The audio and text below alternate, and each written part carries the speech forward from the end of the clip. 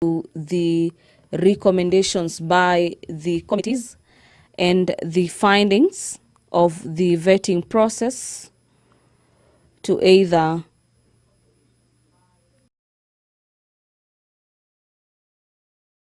support or agree with the committee or express a divergent opinion on various nominees who have been nominated to serve in the various dockets. If you're just joining us, you're watching the special sitting of the National Assembly on the 16th day of January, the year being 2025, on a day when the National Assembly has taken a break from its long recess, with the normal business of the National Assembly set to resume in February to come and deliberate on a number of issues highlighted in the request for this special sitting of the National Assembly. The Speaker of the National Assembly is already in the House. Allow me to hand you over for this live broadcast brought to you by PBU in partnership with KBC. Enjoy your viewing and have yourself a great afternoon. Waheshimiwa, tuombe. Ewe Mwenyezi Mungu ambaye kwa hekima na wema wako umeteua nyadhifa za viongozi na mabunge kwa ustawi wa jamii na utawala wa haki wa wanadamu, tukusihi utasame kwa neema nyingi sisi watumishi wako ambao wameridhika kutuita ili tutekeleze shughuli muhimu za jamhuri yetu. Tukuomba uteremshie baraka zako sisi tunakutanika hapa, na tujalie tuyatende na kufikiria mambo yote yatakayofikishwa mbele yetu kwa njia ya haki na uaminifu, ili utukufu na sifa zako siendelezwe, na ili kustawisha amani, ufanisi na heri ya nchi yetu na wale ambao haja zao umesikabidhi mikononi mwetu. Amen.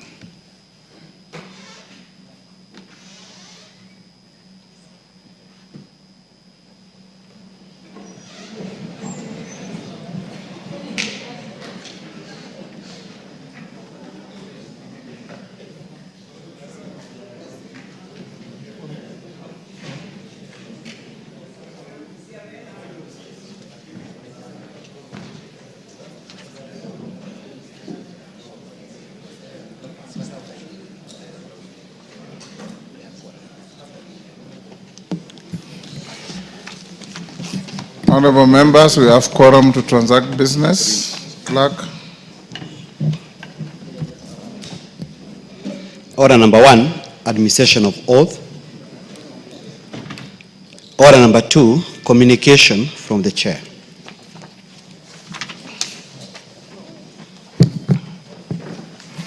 Members at the bar, take the nearest seat.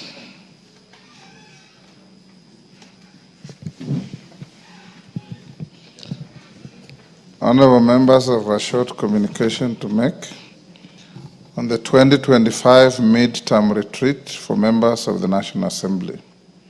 Honorable members, as you are aware, the National Assembly customarily organizes various fora aimed at providing opportunity for interaction, experience sharing, and capacity building for honorable members.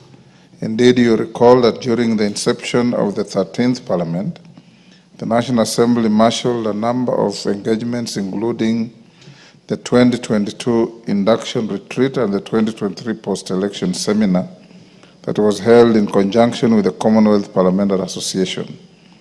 All members, it's against this backdrop and in keeping with the established practice that I wish to inform you that the National Assembly has planned a 3-day retreat for all members between the 27th and 31st January 2025 in Naivasha, Nakuru County. The objective of the retreat is to accord the leadership and members of the National Assembly an opportunity to, among other things, take stock of the progress made during the first, second, and third sessions and consider the expected key legislative matters. Honorable members, coming at the midterm of the current Parliament, the retreat will also provide an opportunity for the House to look ahead and plan for the 4th session and indeed for the remainder of the term. The retreat will be facilitated by experienced resource persons, including current and former members of Parliament, and will include panel discussions and interactive plenary sessions. At the end of the retreat, members will identify possible areas of the National Assembly's legislative processes that may require engineering to enhance efficiency. Honorable members, in this regard, I invite all of you to this very important event and implore all of you to make time to attend. I am aware the clerk has commenced logistical preparations for the activity, details of which will be communicated to you in due course. Thank you.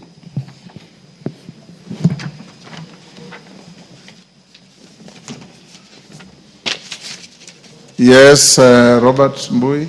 Yeah, Mr. Speaker, you know, today being a special sitting, because we are supposed to be on recess, I've just looked at the order paper that is in front of us, and Mr. Speaker, it does not conform to what the special sitting was supposed to be all about, because the afternoon session just shows appointment consideration for nominees to SRC, and then the two bills that we dealt with in the morning. So there must be a serious problem, Mr. Speaker. Are you looking at the morning order paper? I'm looking at the afternoon session, Mr. The Speaker, supplementary 2:30 one? PM. We have a supplementary order paper. Oh, okay. That conforms strictly with the call for a special sitting. Oh, okay. So and indeed, when we have a special sitting, it's not in the system, Mr. Speaker. It has not been uploaded. Yeah. And Mr. Speaker, I also thought that there can be a supplementary order paper on a special sitting, because it must be exactly what was in the Gazette notice.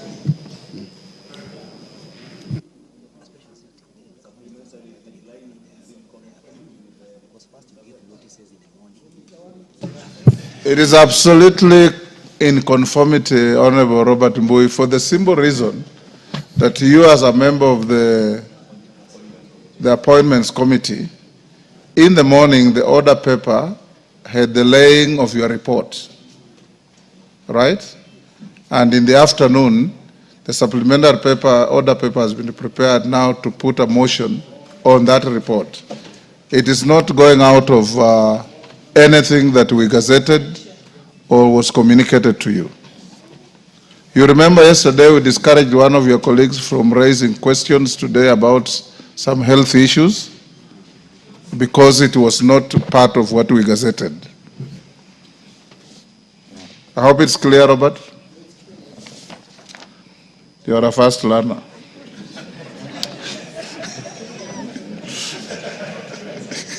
He's not. Go on, next. Order number 3, messages. Order number 4, petitions. And order number 5, papers. Majority Leader.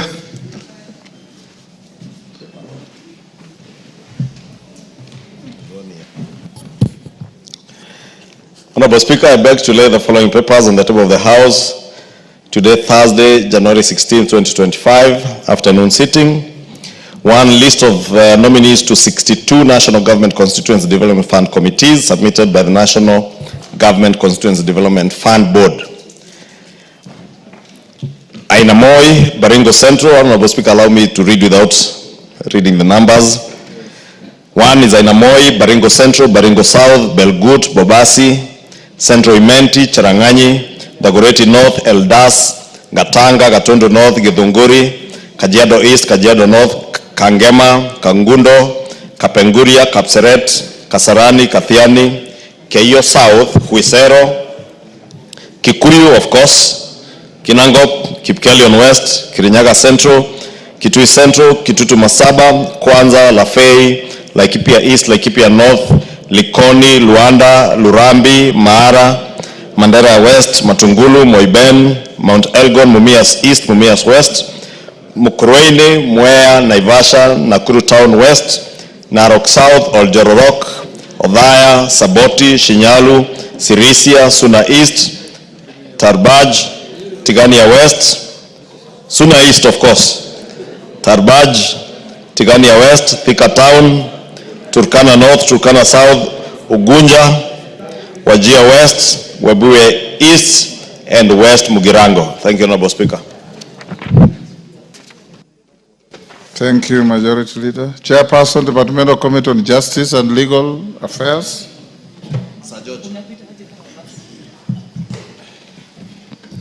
Thank you, Mr. Speaker.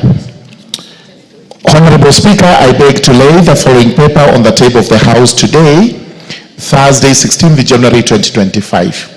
A joint report of the National Assembly Departmental Committee on Justice and Legal Affairs and the Senate Standing Committee on Justice, Legal Affairs and Human Rights on consideration of the National Dialogue Committee, NADCO, and the report of the Multi-Sectoral Working Group on the realization of the 2/3 gender rule. Thank you, Honorable Speaker. Thank you. Next order. Order number 6, notices of motion. Order number 7, questions and statements. Order number 8, motion, report of the Committee of the Whole House on the Startup Bill, Senate Bill number 4 of 2022. Question to be put. Does Murugara take your seat? Order, Honorable Murugara, take your seat.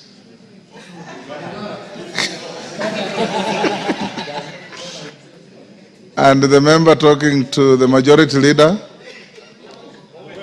go ahead and take your seat. I couldn't recognize you from your backside.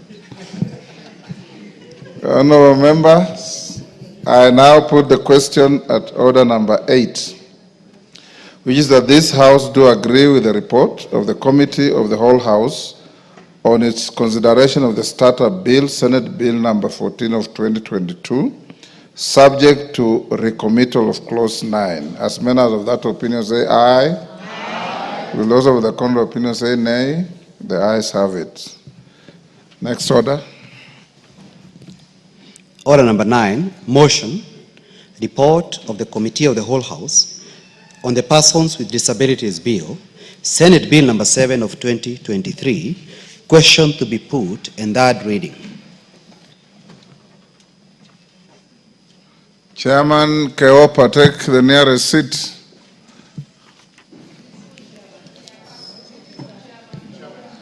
She told me she prefers to be called chairman.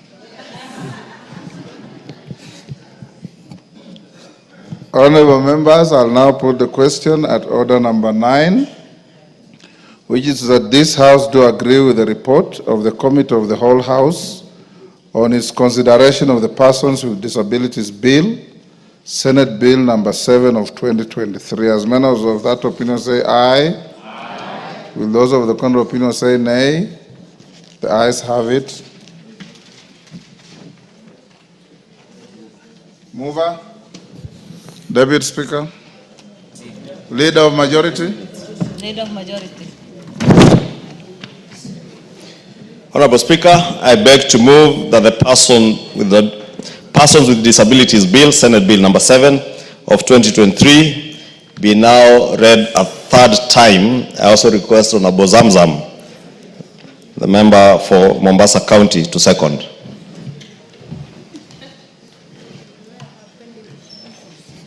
Honorable Speaker, I second. Thank you. Dr. Nyikal, take the nearest seat.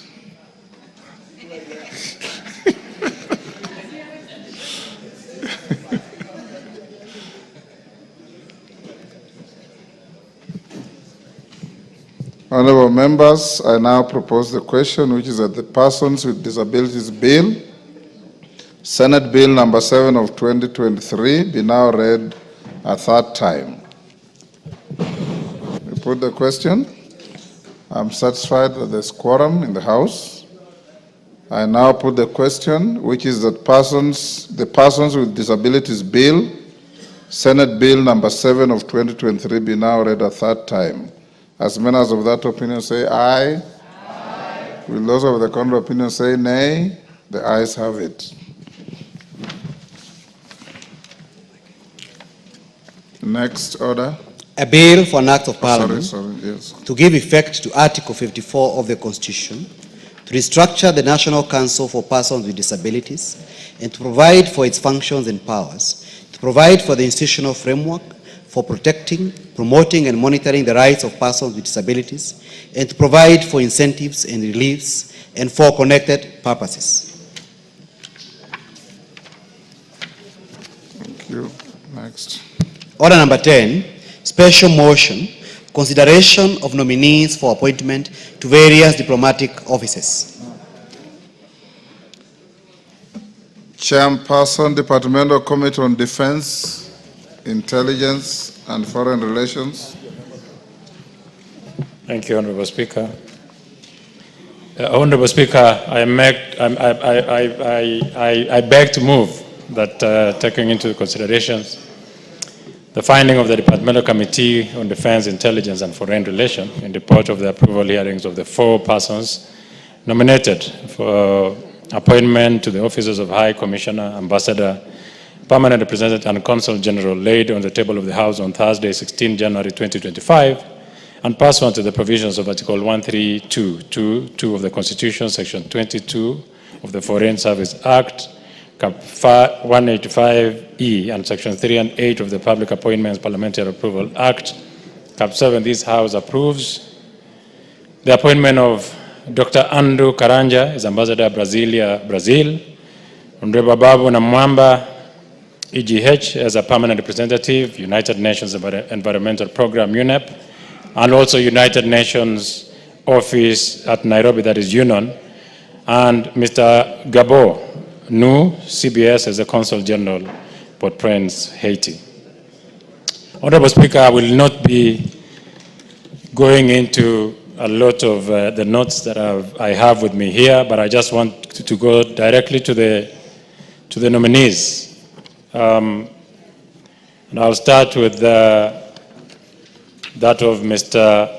Dr. Andrew Karanja. All the nominees, in terms of their suitability and the requirements that they needed to have met before this approval, Honorable Speaker, I want to mention that they all qualified.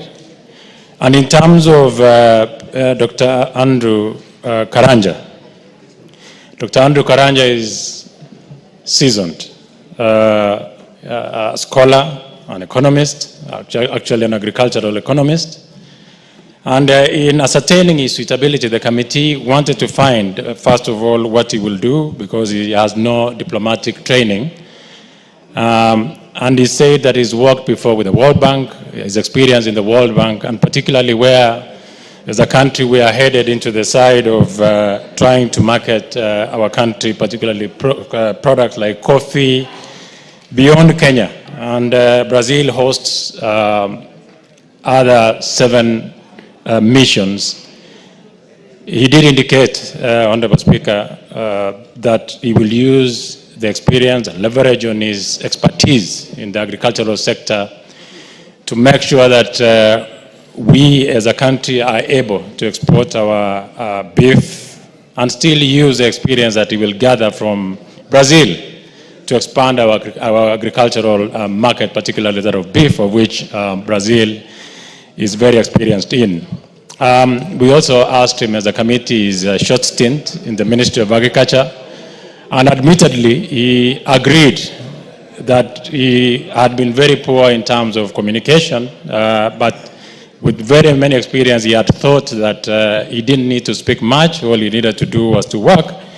But apparently that doesn't work here, and the communication, he implied that he was going to improve his communication skills, and admitted that that was probably what exited him in the Ministry of Agriculture. The second one is Honorable AJAABU Namwamba. Honorable AJAABU Namwamba is not new to this House. Honorable AJAABU Namwamba has worked in so many disciplines and spheres of our country. And the latest one was being a cabinet secretary in charge of sports, where he implored upon the committee that he had worked so hard in the Ministry of Sports, and the chant that everyone is, Kenya will be hosting, that everyone is speaking about, was largely his contribution, and And even in the House here, a distinguished academician on what we submitted before the committee. And he has worked before as CAS in the Ministry of Foreign Affairs. And Babu Namamba will not be new to diplomacy. In fact, he went ahead to tell the committee that he will try to profile the United Nations UNEP office, which is, and UNON, which are hosted in Nairobi. But somehow many people still do not appreciate the fact that we host one of the biggest United Nations units in Kenya, and that is going to have it take a bit more space for people to appreciate that we host such a huge UN body in the country.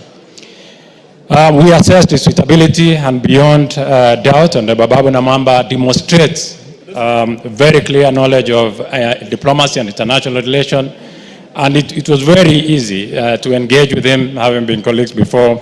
And personally, I want to say that as a team, we were extremely impressed by the performance of Honorable Babu Namamba during this particular interview. And finally, Honorable Speaker, is Mr. Nu Gabo.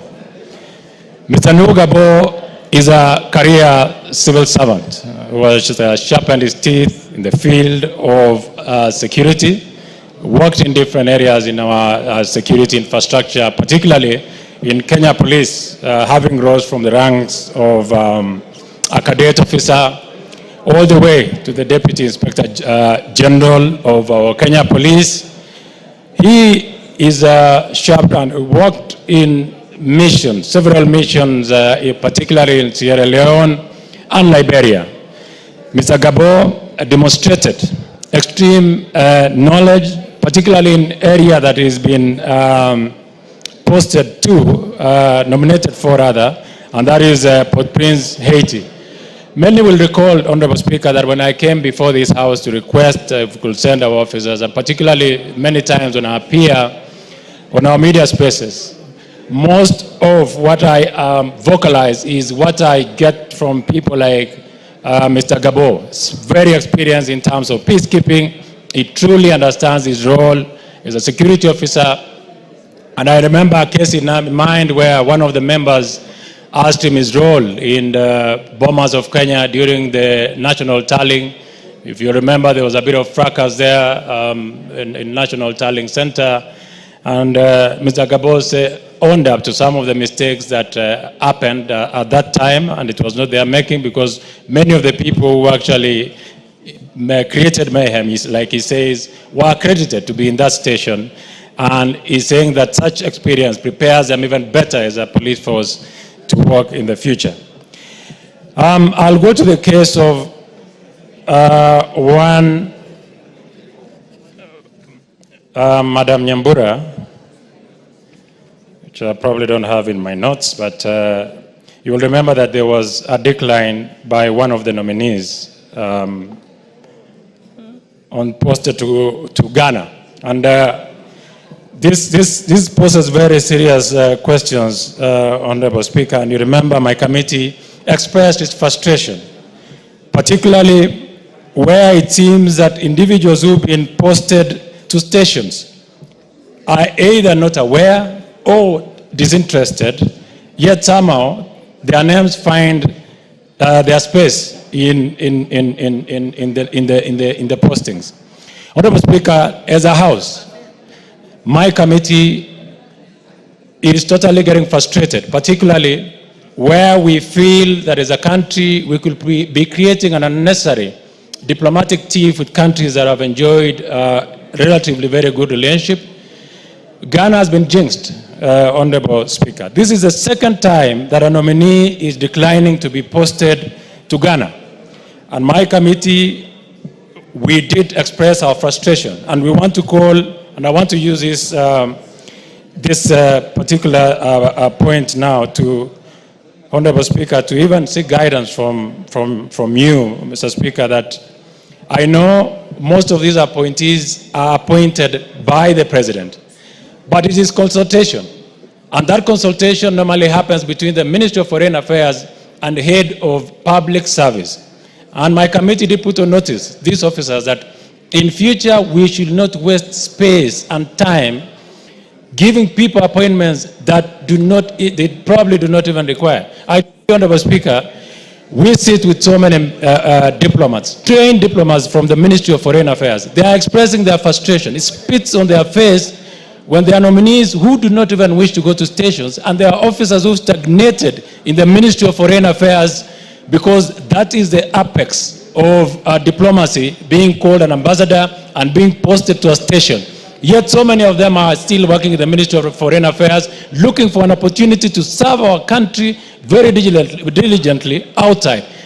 Those opportunities are not given to them. And I want to implore upon the Ministry of Foreign Affairs and the head of public service that in future, they should not waste the committee's time. They need to be extremely diligent on individuals that are being posted on missions, because those are the eyes and the ears of the president, and such embarrassments in future where officers who have been posted are declining because they merely might not have been consulted should cease. These are opportunities that so many Kenyans are yearning for, and it is imperative on those officers to make sure that they do their due diligence, so that officers who get their space and names on the table of a vetting committee must have been consulted, must be ready to serve the country in those capacities, Honorable Speaker. Honorable Speaker, I promise that I'll keep it short, so I will not bore the House with so many other stories.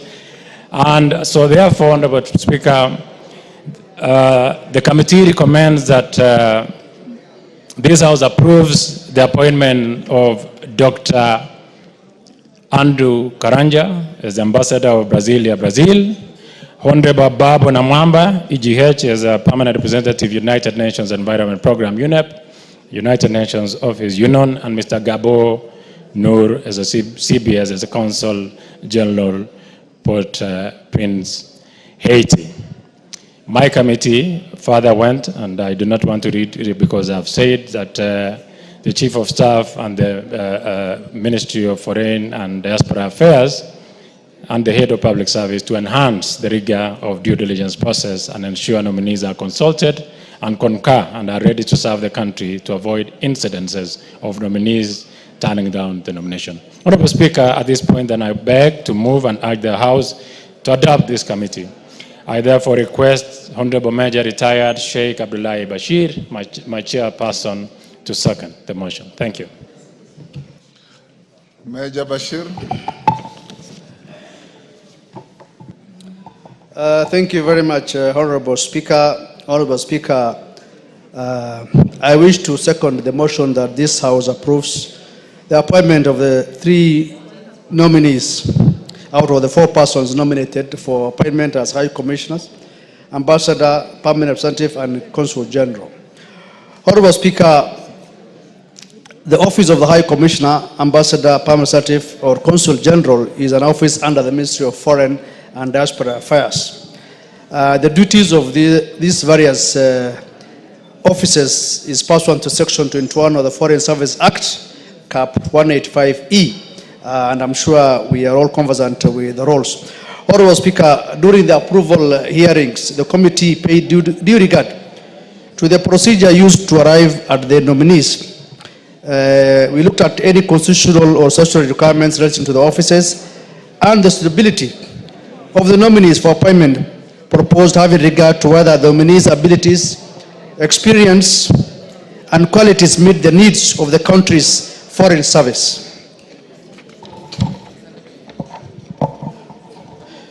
Honorable Speaker, upon the conclusion of the approval hearings, we scrutinized the personal, academic, and career background of the nominees, and we were fully convinced that the 3 nominees who presented their academic and professional credentials and made oral submissions during the approval hearings demonstrated their stability for appointment in accordance with the provisions of Section 6(7) of the Public Appointments Parliamentary Approvals Act, Cap 7F.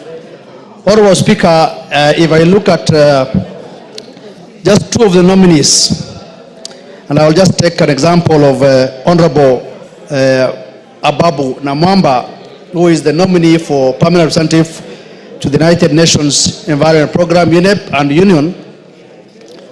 Honorable Speaker, Honorable AJAABU Namamba is well grounded on matters international law. First and foremost, he has a Master of Laws in International Studies, in addition to a Bachelor of Laws degree from the University of Nairobi. He also served as the Chief Administrative Secretary, CAS, in the Ministry of Foreign Affairs from 2018 to 2022, where he gained hands-on experience in international diplomacy and represented Kenya in key global forums, and therefore is able to serve well in this new role as the ambassador. Honorable Namamba also previously served as a member of parliament, and I'm sure he has gained more in terms of parliamentary diplomacy. Another nominee, Honorable Speaker, is Mr. Nur Gabo, CBS, the nominee for Consul General to Port-au-Prince, Haiti.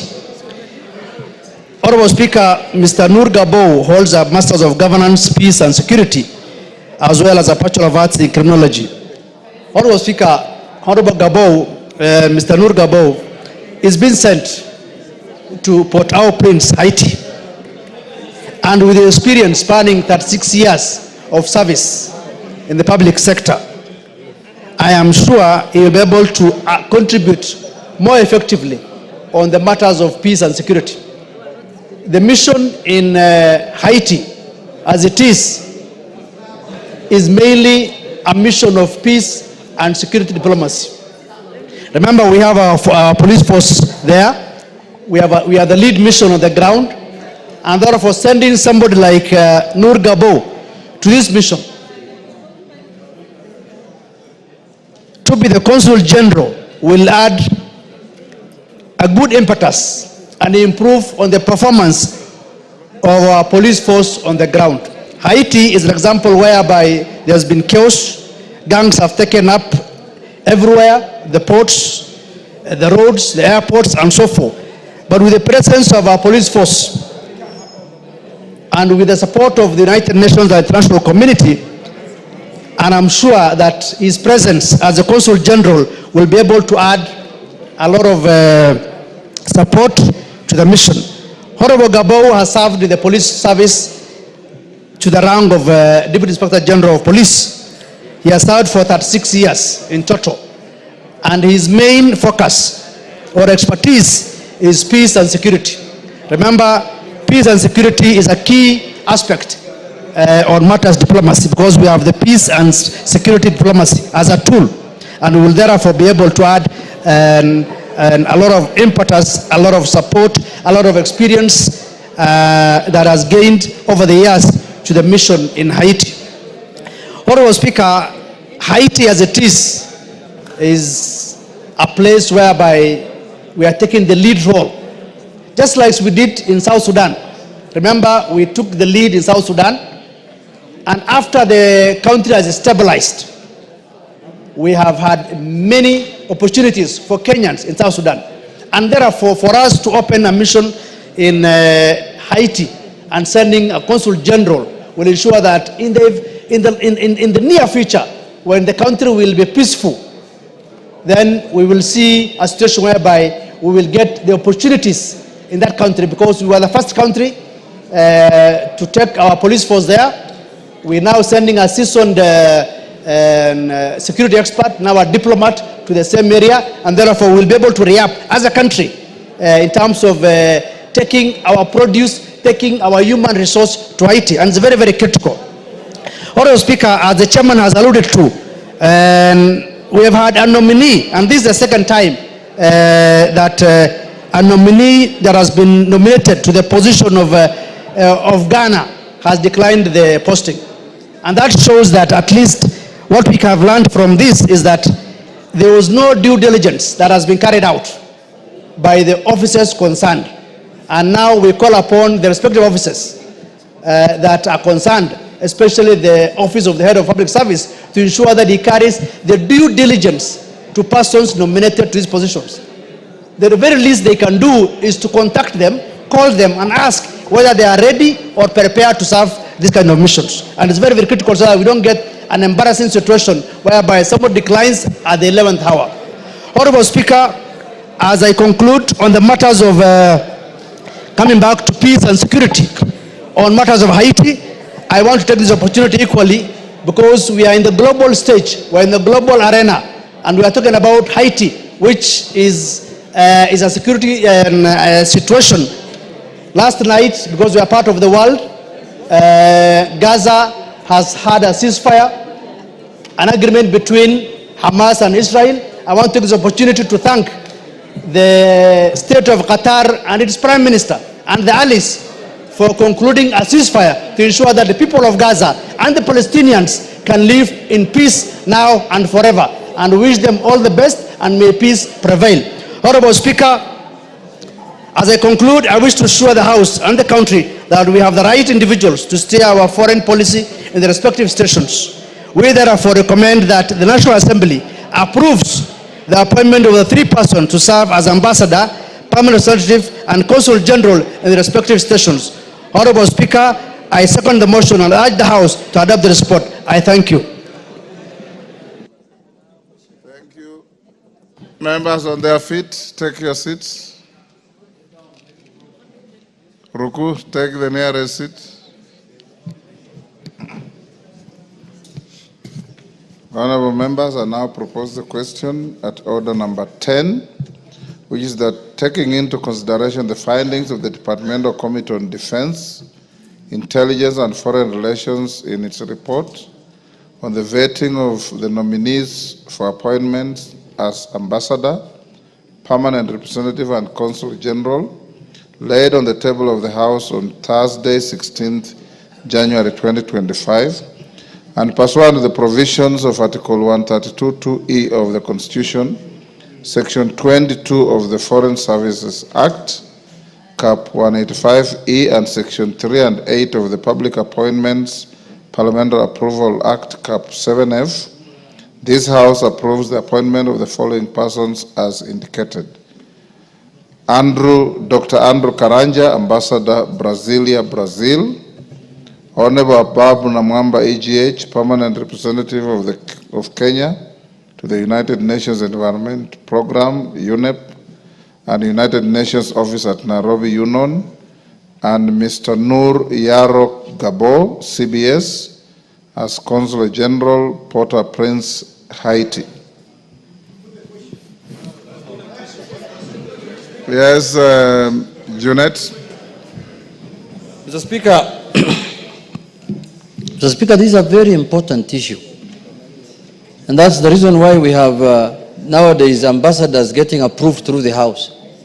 Before it never used to be there. It used to be the president appoints and they go to work. So we must have our views, because all of us are not members of the Foreign and Defense Relations Committee. We are waiting for the committee to present their report here so that we can give our views and opinions on it, Mr. Speaker. Having said that, Mr. Speaker, I stand to support this motion, but with a very heavy heart. Mr. Speaker, as a former foreign minister, and you know that area very well, and you're a diplomat, Mr. Speaker, the Foreign Service is not a dumping site. If you have served as a cabinet secretary and you have been dismissed due to incompetence, due to negligence, due to all kind of manner of accusations, and then you are appointed as an ambassador, Mr. Speaker, what is this knowledge that you could not use to run a ministry, that you are going to run a department, you are going to run a foreign embassy, Mr. Speaker? Mr. Speaker, once you have been dismissed summarily, the way some of these characters I'm seeing on this paper, on this motion have been dismissed, they should go and look for other things to do. You can do farming, you can do other engagements in the country. It's not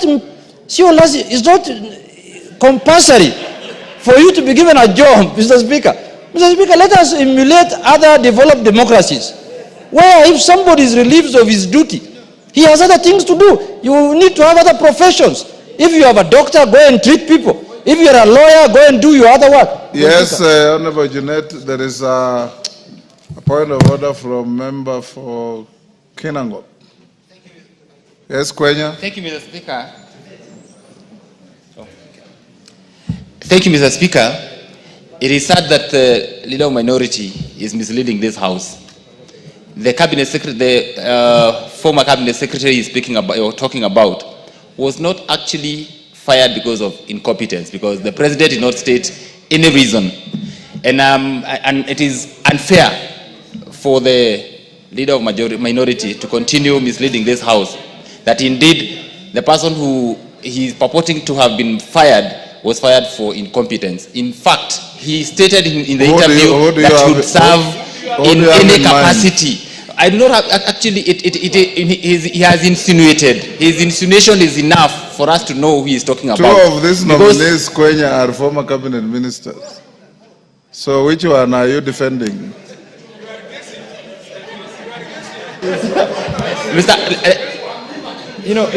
Mr. Speaker. Both number one and number two. Yes, both number one and two. Mr. Speaker, none yes. was fired because of incompetence. And we took them through a rigorous process where we were vetting them. And they are equal to the task. And indeed, they said that they can be assigned any role by the president. Honorable Kenya, to the extent that the appointing and firing authority gave no reasons, it is left to anybody's conjecture. So Junet is not out of order. But Honorable Junet, take your seat. Honorable members, today is a special sitting, and we have 3 motions to deal with. At order number 10, order number 11, order number 12. Before we go to 13 and 14. I want to propose to you to agree that orders number 10, 11, and 12 were assigned them an average of an hour each. If you want to truncate the time, so much the better. I will watch the trend of contributions. If it's repetitive and tautologous, I will invite the mover to reply. If there are different views, I'll be happy to hear them. So, Junet, go on. Is that agreed by the House? Yeah, go on, Junet. Yes, Kainan? Pardon? You will contribute if you catch the Speaker's eye. Go on. Mr. Speaker, I am happy that you protected me from the wrath of Honorable Kenya, because maybe one of the nominees is from his village who has been dismissed, Mr. Speaker, and now who's seeking a job through ambassadorial appointment. But Mr. Speaker, this is I think the House should look into this matter in the next appointment. Mr. Speaker, why should you be appointed, if you are a cabinet secretary and you are reassigned to become an ambassador, then that's fine. It's a matter of fact that you've been relieved of your duties. Especially, I'm sure the one Kenya is alluding to is a cabinet secretary who served for barely 3 months. Why should you be relieved of your duties of barely 3 months if it's not out of incompetence? What else can it be? If it's on health ground, then you should not go to another job. You should go back and stay at home. Mr. Speaker, why am I saying so? Because I want competent Kenyans who are career diplomats to get space so they can serve this country at the level of the apex of ambassadorial work, Mr. Speaker, which is an ambassador, as has been said by the chairman of the committee himself, Mr. Speaker. Mr. Speaker, foreign service is a calling. It's a very important job, Mr. Speaker. It's not a job that can be done by anyone, Mr. Speaker. It is a job that requires certain skills, Mr. Speaker. And you have nurtured many people when you are the Minister for Foreign Affairs, Mr. Speaker. One of the things I admire about the Speaker is his diplomatic credentials, Mr. Speaker. I'm being honest. Because we have fought here many times, and you tell me that in our mother tongue, it's dodgy, it's dodgy, it's dodgy. Calm down, man, calm down. Mr. Speaker, it's dodgy, quote in quote. So, Mr. Speaker, this is a job that requires special skills. What skills is that you could not run a ministry that now you have acquired within the last 2 weeks, so that you can go and deal with it in those foreign embassies, Mr. Speaker. So, Mr. Speaker, this process must be taken seriously. Secondly, and most importantly, when somebody is being given a job of ambassador, please, I'm asking the executive they should do a due diligence. You cannot give somebody a job, and when he is told to appear before the committee is when she says, no, I'm not interested in this job. There are many Kenyans who want that job. Surely. Why should you be guessing whether this person want the job or not? A former cabinet secretary was proposed to Parliament for vetting as an ambassador for which country? Ghana, Mr. Speaker. This is the second time people are declining to go to Ghana. Initially, a former member of Parliament declined. Now the former cabinet secretary again declined. Why should we be begging people with jobs when there are many Kenyans who are jobless, who have the requisite qualification to go and serve this country in Ghana? And you know, in Ghana, that is where the headquarters now of the African Free Trade offices are. We need a very important person there, not jokers who don't want jobs, Mr. Speaker. So, Mr. Speaker, if under this, maybe this now, you know, we are the ones now who are sending experts to government. So if there are no experts on this other side, let them tell us, we shall give them experts to go to Ghana, Mr. Speaker. Under the broad-based arrangement, Mr. Speaker, we have experts who can go and work in Ghana. If you give me 10 minutes now, I'll produce one. Under this exchange program of experts, is an exchange program under broad-based. David Speaker. Honorable Speaker, just on a point of information for Honorable Junet, I think it's important for you to find out first what the challenges were for Honorable Margaret Nyambura not to be able to take up the position. I think she did confirm that they shared certain family challenges that prevented her from being able to leave the country and preferred to have a job within the country. So I think you need to find out what were the issues before you castigate her or castigate the station. Thank you. Mr. Speaker, yes. I think the Deputy Speaker did not hear me well. Mr. Speaker, these jobs when you are being offered, even you now, if you are to send me to a mission on behalf of Parliament to London, first you'll ask me, are you available from this date to that date? Before you bring somebody's name to Parliament. Parliament is a serious place. Before you send a name to National Assembly for approval and vetting, you must ask that individual whether he or she are interested in that job. At that level there. Not when she comes here, or the name is brought here, I tell you, oh, you see, I want to do farming, I have a big farm in Migori, I want to do sugar cane. That is afterthought. Before you give me an opportunity to serve, ask me whether I'm interested in this job. Because it's not the first time, it's not the second time. I don't want it to happen again, Mr. Speaker. I want this time Kenyans who are sure, Kenyans who are willing to serve the country to be given an opportunity. In conclusion, Mr. Speaker, I support the motion because some of the members also whom I see there can do, let's give them a second chance now. Let's give them a second chance. We see how they perform. Because the first chance failed, Mr. Speaker. Now let us see, let's give them a second chance. We see how they perform, how they do, how they will serve the country. Mr. Speaker, with those few remarks, I support. Mother Wangari. Thank you. Thank you, Mr. Speaker. I also agree with Honorable Junet that we give them a second chance, because sometimes you'll have a member who will be here, not do very well as an MP, but when become a senator or a governor, they do exemplary job. And because they had not been dismissed on grounds of being ineffective or having done any issue that was against the Constitution, that we give them the chance and allow the appointing authority to do as he wishes, Mr. Speaker. Mr. Speaker, I sat in this vetting process, and it has come at the right time when we are reviewing our foreign policy as a country to be able to align to the shifting global dynamics, Mr. Speaker, and to be able to align to our national interests, Mr. Speaker. And that is why these appointments are very, very crucial. Mr. Speaker, the issue of Dr. Karanja, a very, very well-published and renowned academic, Mr. Speaker, has a very wide experience, Mr. Speaker, and it has also come at the right time when we are expecting to hold the Conference of Parties, or what you call COP30, in Belém, Brazil, this year in November, Mr. Speaker. So we are hoping that he will be able to help us also navigate as we send our team to be able to negotiate and make progress for our country. Mr. Speaker, the other thing we were able to raise to Dr. Karanja is specifically of the missions or ambassadorial missions becoming the first stop of our Kenyans who are outside the country, especially students, when they are stranded, when we have issues in other countries. These ambassadors must be reachable, must be accessible, and must be responsive to our citizens outside the country, Mr. Speaker. These ambassadors, permanent rep, and consul generals, Mr. Speaker, are the image that we are projecting of the country and of the president in the outside world.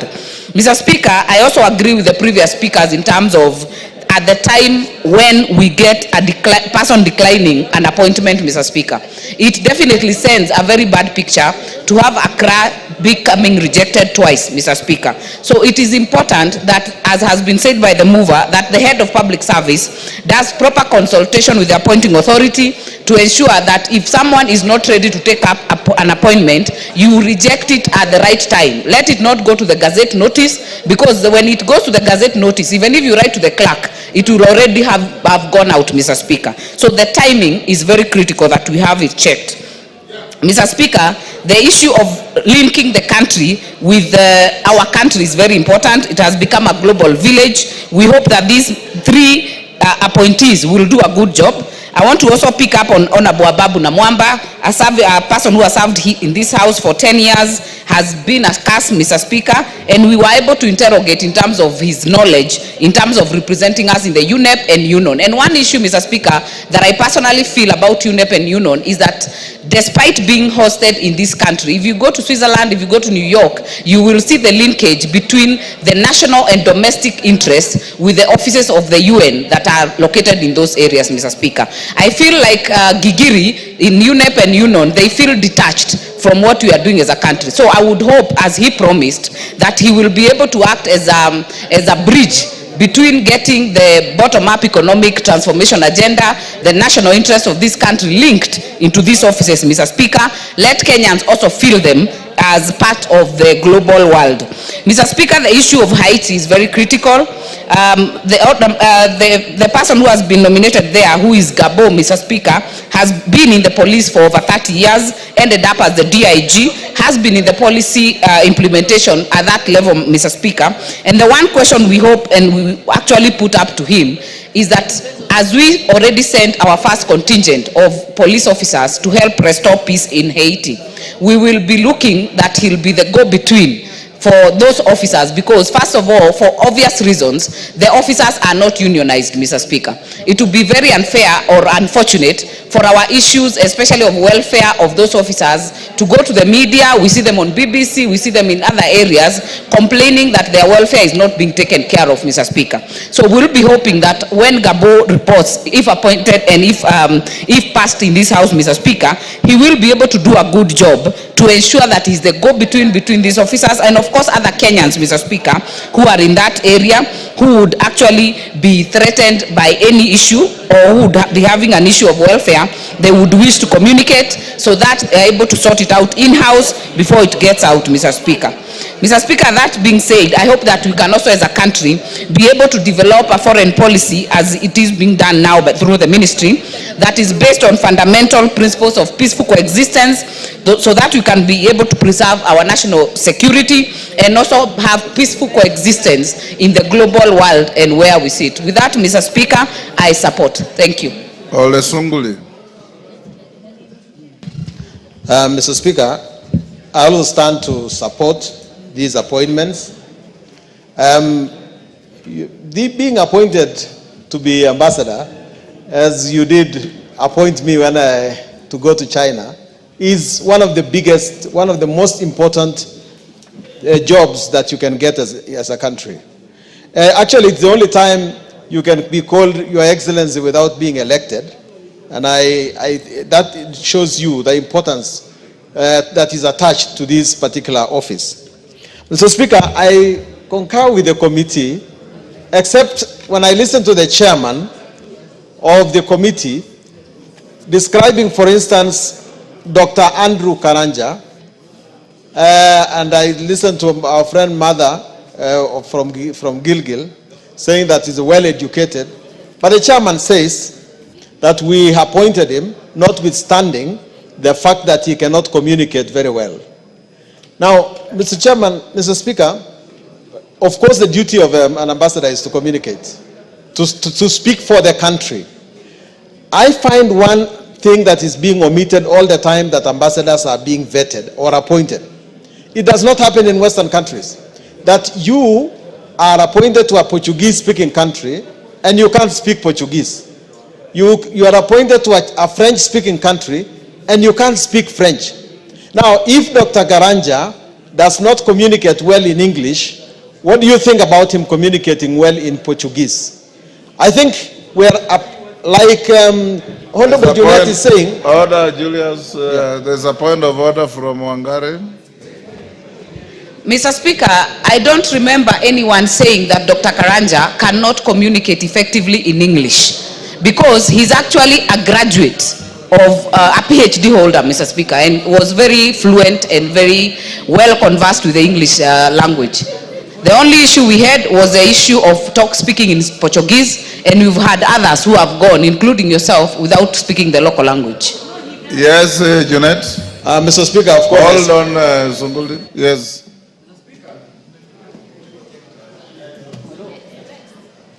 Mr. Speaker, I want to also say that having a PhD does not mean that you know English. You can be having a PhD and you don't know English, because you saw the other day in Eldoret, there was a university that gave honorary degrees of PhDs and people were in goals. How do you know those people speak English? How can you confirm that those members speak English? But it's not. Order, members. Honorable Sunguli, I appointed you to China without you knowing any Chinese language. So, Mr. Speaker, that is why, with the benefit of the hindsight, I'm able to advise that it becomes a problem. But I took an immediate measure and learned Chinese. And Mr. Speaker, you can also attest that when you came to China, I was able to translate some Chinese to you. I'm just saying that in future, as we draft this policy, let us take that into consideration so that we can appoint people who are fit for purpose.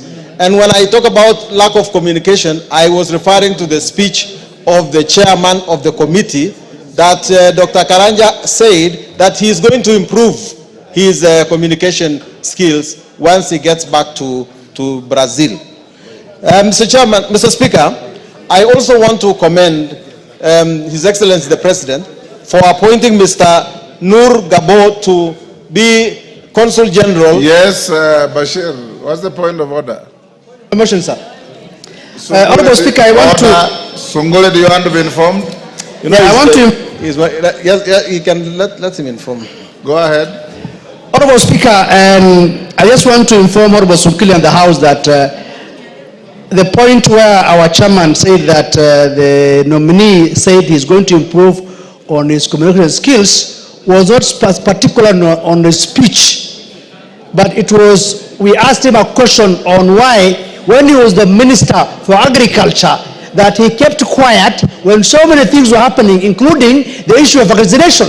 And he said there was a lapse, and that in future he's going to improve on his communication skills to the public and the people he serves. Thank you.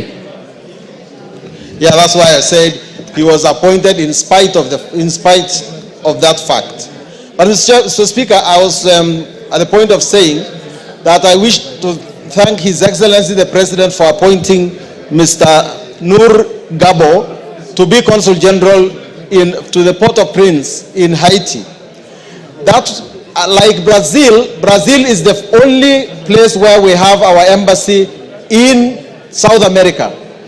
And I hope that this position that Mr. Nur Gabo has been appointed to becomes a position where he's ambassador to the Caribbean, rather than just a consul general to Haiti.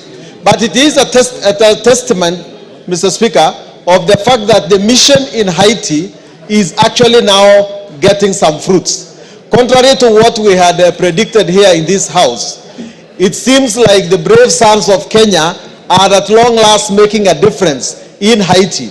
And I hope that Mr. Gabo will, if his presence in Haiti, in presence in the Port-au-Prince, will in fact now enhance our responsibilities in that place. And it is very important that we eventually take this office away from Haiti to in fact Kingston itself, so that the rest of the Caribbean can come under the loop of Kenya, because we need the Caribbean countries when it comes to our diplomacy. We have our foot in Brazil, in South America. We need to extend that to Santiago in Chile. We have our foot now in Port-au-Prince. We need to extend that again to the rest of the Caribbean. And I want to say, Mr. Speaker, that the ambassadors in our abroad ought to be looked after very well. I don't know the position currently, but when I last visited one country, it looked like the salaries were delaying, some of the allowances were delayed, and it is very embarrassing if the embassy abroad does not get its payments due on time. Mr. Speaker, I support. Thank you. Mutunga. Thank you very much, Honorable Speaker, for the opportunity to contribute to the adoption of the committee report on the appointments. Honorable Speaker, I have worked with and I know Dr. Karanja very well. Honorable Speaker, Dr. Karanja worked and retired from the World Bank. And the World Bank is not any mean hirer. The World Bank hires the best. So it's about the best brains that we have in this country. Honorable Speaker, we have had issues in the ministry. And probably the question may have tilted this response. Yes, Kainan, what's the problem? I see an officer in mechanical gear trying to fix. In the event I give you a chance to speak and it's not working, you'll get a portable mic. Go on, Mutunga. Yeah, Honorable Speaker, I'm saying that we've had a few issues in the sector, especially the issue on vaccination, which needed to be properly delivered to the Kenyans. It could have been anybody here and any best speaker in this house or in this country. But Honorable Speaker, those are issues that are technical in nature and require the competent authority to respond. And the competent authority on this matter is the Director of Veterinary Services. So maybe we should be asking ourselves the extent to which the Director of Veterinary Services came out and gave out the issues, responded to the issues of vaccination. Honorable Speaker, I would like to thank the President for realizing it necessary to put Dr. Karanja specifically in Brazil. Honorable Speaker, Brazil is the hub of agriculture in the Southern American region, and it influences the entire world in terms of the agricultural products because they sell a lot to most parts of the world. In fact, they access more markets than we possibly could. They are much more advanced in research, in research on various types of products, and we can gain a lot in terms of opening up doors for Kenyans and opening up doors for technology transfer from Brazil to Kenya. So, having an agricultural background and being in a place where you will be able to identify what is good and useful for us, I believe Dr. Karanja will do a good job to help Kenyans out. Honorable Speaker, I want to very briefly speak about the appointment of the Consul General, Mr. Noah Yero Gubao. Honorable Speaker, I remember very well in this house, we had a heated debate on why should we send Kenyans to die in Haiti. Up to now, Honorable Speaker, I have not been able to find any situation where a Kenyan has died in Haiti. In any case, Kenyans are being commended for the good work that they are doing. And this is an outgrowth of that particular opening or that particular relationship that we created with Haiti. So, I would like to appeal to our colleagues that sometimes we need to be objective in whatever we say so that we may also open up doors and avenues for Kenyans. Those Kenyans who are in Haiti are Kenyans who are earning a living, maybe even an extra coin out of such engagement which are of international nature.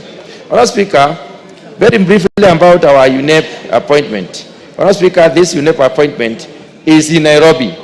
United Nations Environmental Program is based here in Nairobi, and we believe and strongly believe that the appointment of AJAABU Namwamba, Honorable, is going to help us to especially dig into the environmental issues in this country and relate what we are doing in terms of policies, in terms of legal and the regulatory instruments of this country with what is happening at the UN.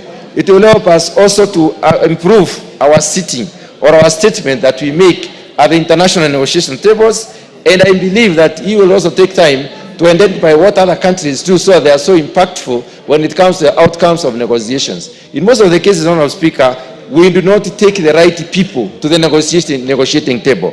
Sometimes we pick institutions, and these institutions may not have the correct personnel to go to the negotiations. And I would like to appeal to the Honorable AJAABU Namwamba, once he takes this particular position, to look at the issue of negotiations and the determinations of what are our proposals to the various issues that are under the table when it comes to the United Nations Framework Conventions on climate change, especially, and when the Conference of Parties are meeting.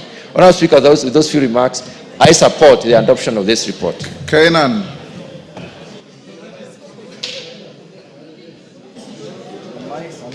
There's one behind you.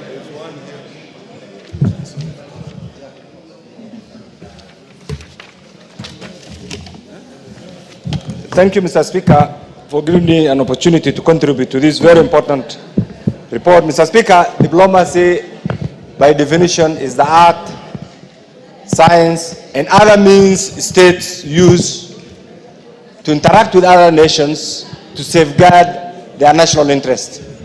Mr. Speaker, that being the case, in the modern day diplomacy, Mr. Speaker, was born out of the Vienna Convention of 1961, which also provided the basis for diplomatic engagement as to promote, to project, and to protect the interests of that particular country.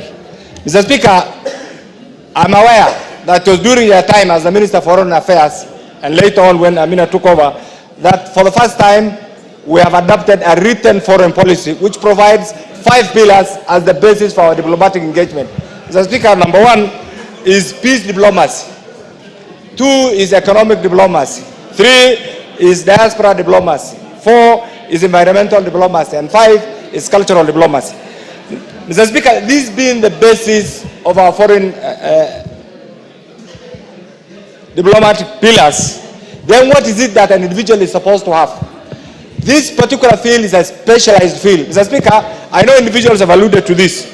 When you are appointed, the first thing is you are expected to be the interface between Kenya and the country that you have been assigned to represent Kenya.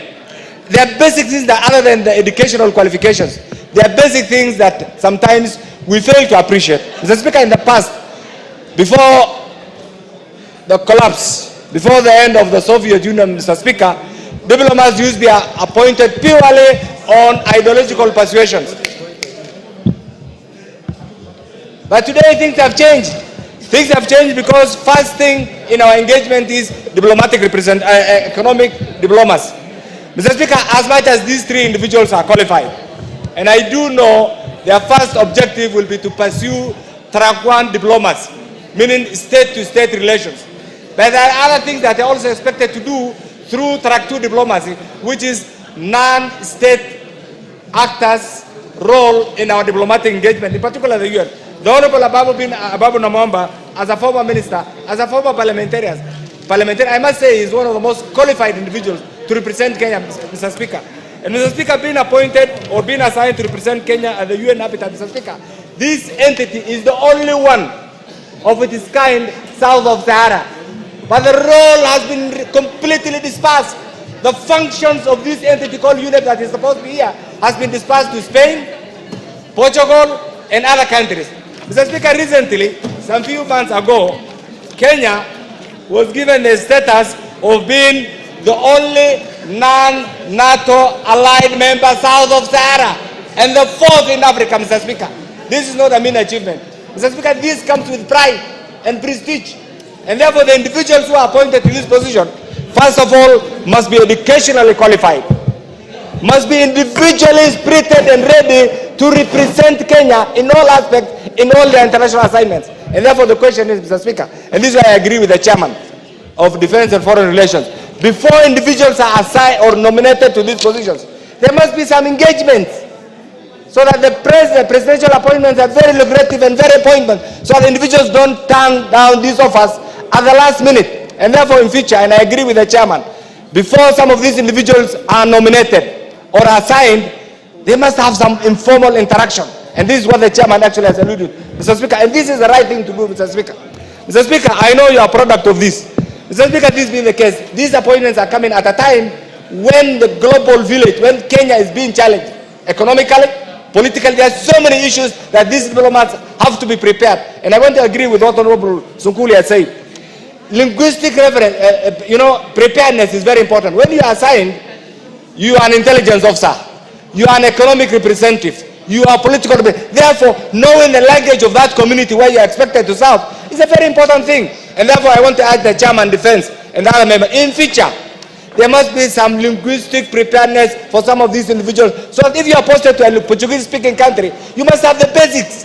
If you are going to be posted to China, you must also have the basics. Otherwise, you will waste your first 2 years in getting ready, and that will be a waste. And by then, the times have changed. Your tour of duty has almost come to an end, and you will have done nothing. And I think that's a very important suggestion. Not that we are not happy with the appointing authority, but it is a way to assist so that the individual becomes productive as soon as you take that particular role. Mr. Speaker, this being the case, today the world is going through a serious crisis. The Middle East crisis, the Ukraine and the Russian crisis, Mr. Speaker, and the change of regime in the US, Mr. Speaker, this is the high time that Kenyans who are appointed to these positions must be individuals who can meet the test of time, individuals who are prepared, individuals who have the skills, individuals who have the interests of this country at heart, and individuals who are willing to go out of their way to promote this premier nation, Mr. Speaker. Mr. Speaker, in the past, you are aware, some of these postings used to be a dumping ground. You fail in all other things. And Mr. Speaker, I want to attest to one thing, that parliamentarians or politicians remain the best all-round ambassadors this country has ever had. And you are witness, you know it. Because the fact that you are a politician doesn't mean, and I want to agree, I want to disagree with those who say it. Some of these individuals, like AJAABU, Namwamba, and many others, who have been politicians, and I can tell you, will remain the best ambassadors this country has ever had. So let's support our colleagues. To be a former politician is not a curse. To be a former minister is not a curse. But you must be prepared for the job. That's why consultation is also very important. And Mr. Speaker, I know you are also a seasoned product of this particular ministry. One of the things that we should be encouraging, Mr. Speaker, is because we have opened so many missions. Are these missions contributing to the economic well-being of the Republic of Kenya, or they have just expanded our political engagement? As chairman and colleagues, as the former chair of this committee, is one of the things that you need to go around and find out what is the economic contribution of some of these missions that we have opened. If it is through political persuasion, I think you need to close them as soon as possible. If they are adding well-being, if they are going to add value to the economic growth, to the economic well-being, then we need to open, we need to look everywhere. East, west, north, south, and that's our diplomatic engagement. And that's one of the things that proudly we have entrenched over the years. And finally, Mr. Speaker, this appointment comes at a time also when some of the role, there's a lot of debate in Mr. Speaker. The debate is, what is going to be the position of Kenya? Are we going to join the League of Developing Nations, or are we going to be competing with ourselves? Over the years, we have been competing with ourselves. Today, Mr. Speaker, you are witness. Just reflect on the GDP of Ethiopia. It's almost twice that of Kenya. Few years ago, Ethiopia was a struggling economy. Mr. Speaker, look at Uganda. Few years ago, Uganda was dependent on Kenya. Today, they are not our favorite trading partner. Look at Tanzania. What happens to Kenya? We have all become, we have all reduced ourselves to an inward-looking nation. An internal debate that will not put food, water, and other amenities on the table.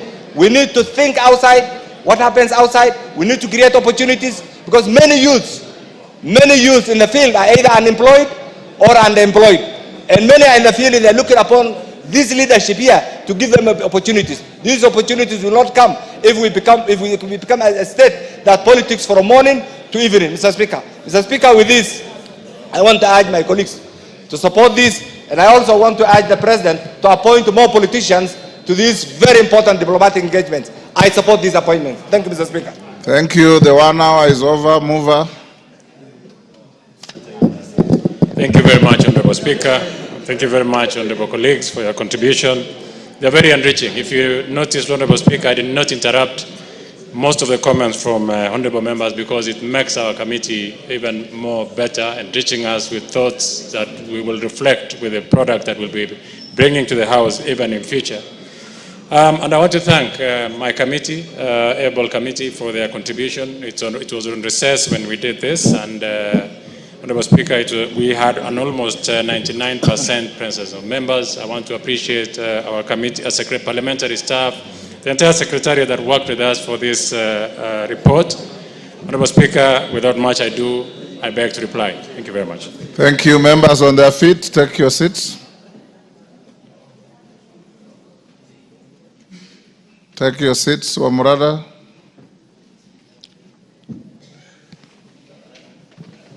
Honorable members, I now put the question at order number 10, which is that taking into consideration the findings of the Departmental Committee on Defense, Intelligence and Foreign Relations in its report on the vetting of the nominees for appointment as Ambassador, Permanent Representative and Consul General, laid on the table of the House on Thursday, 16th January 2025, and pursuant to the provisions of Article 132(2)(e) of the Constitution, Section 22 of the Foreign Services Act, Cap 185(e) and Sections 3 and 8 of the Public Appointments Parliamentary Approval Act, Cap 7F, this House approves the appointment of the following persons as indicated. Dr. Andrew Karanja, Ambassador, Brasilia, Brazil. Honorable AJAABU Namwamba, AGH, Permanent Representative of Kenya to the United Nations Environmental Program, UNEP, United Nations Office at Nairobi, UNON, and Mr. Nur Yaro Gabo, CBS, as Consul General, Port-au-Prince, Haiti. As members of that opinion say aye. Aye. Will those of the contrary opinion say nay? The ayes have it. Next order.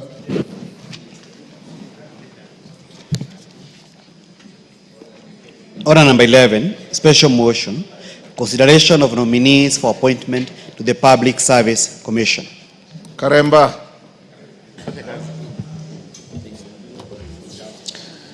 Thank you, Honorable Speaker. I beg to move the following special motion, that taking into consideration of the findings of the Departmental Committee on Labor in its report on the approval hearings of nominees for appointment as Vice Chairperson and as members of the Public Service Commission, laid on the table of the House on Thursday, 16th January 2025, and pursuant to Article 233, subsection 2 and section 3 and 8 of the Public Appointments Parliamentary Approval Act, Cap 7F, this House approves the appointment of A. Mrs. Mary Wanjera Kimonye, CBS, as the Vice Chairperson of the Public Service Commission. B. The following nominees as members of the Public Service Commission. 1. Mr. Harun Malim Hassan, PWD, EBS. 2. Ms. Monamaka Amani Mabruki, CBS. 3. Mr. Francis Major. 4. Dr. Irene Cherotich Asienga, OGW. 5. Mr. Mboya Molu, EBS. 6. Ms. Joan Andisi Machayo, OGW. And lastly, number 7, Dr. Francis Otieno Owino, CBS. So, Honorable Speaker, I wish to confirm to this House, and as I tabled the report earlier today, that the committee sat down earlier this week, that is on the 9th, and conducted the vetting exercise, and we made our observations on the suitability of the nominees, and I wish to confirm to this House that, Honorable Speaker, that the nominees are suitable for the positions, the Vice Chair of the Public Service Commission, and also the members. All the nominees are Kenyan citizens and do not hold dual citizenship. Then also, the nominees presented their academic credentials and professional certificates during the approval hearings, and I wish to confirm to the honorable members here that they are adequately well educated. The committee noted that. And then also, none of the nominees holds any office in any political party. Honorable Speaker, we were able to ascertain that none of the nominees holds a political party office or even contested for any position. Then also the nominees, none of the nominees had been dismissed from office under Article 75 of the Constitution. Then also, Honorable Speaker, the nominees met the requirements of Chapter 6 of the Constitution on leadership and integrity, having obtained clearance from the Ethics and Anti-Corruption Commission, EACC, the KRA, the DCI, and the Office of the Registrar of Political Parties, ORPP, and also the institution of the Higher Education Laws Board. Honorable Speaker, the nominees demonstrated an impressive grasp of topical, administrative, and technical issues touching on the office of the Vice Chairperson and members of the Public Service Commission. Honorable Speaker, it is good to note that majority of these nominees are people who have served previously in government and they have a wide experience. The nominee for the Vice Chair has been a PS and has served in government for many years, and we were able to establish that she has a lot of experience in public service. Then also all the members, some of them have actually been PSs before. A person who has been a PS before, Honorable Speaker, is a person who has adequate knowledge on how government works. And Honorable Speaker, even as we discuss these nominees, it's good to say that the committee was also able to establish that they understand, or there are people who understand the challenges of the Public Service Commission, and we believe that they will be able to deal with the current and also the future challenges of the Public Service Commission, and make sure that the Public Service Commission is a commission that is desired across the country, or Kenyans will be proud of the Public Service Commission like other places in the world. So, Honorable Speaker, in the view of the above, on behalf of the Departmental Committee on Labor, I am happy to move this special motion on the consideration of the nominees for appointment as Vice Chairperson and members of the Public Service Commission. I beg to move and now request the Honorable Leah Sankaire to second. Excellent.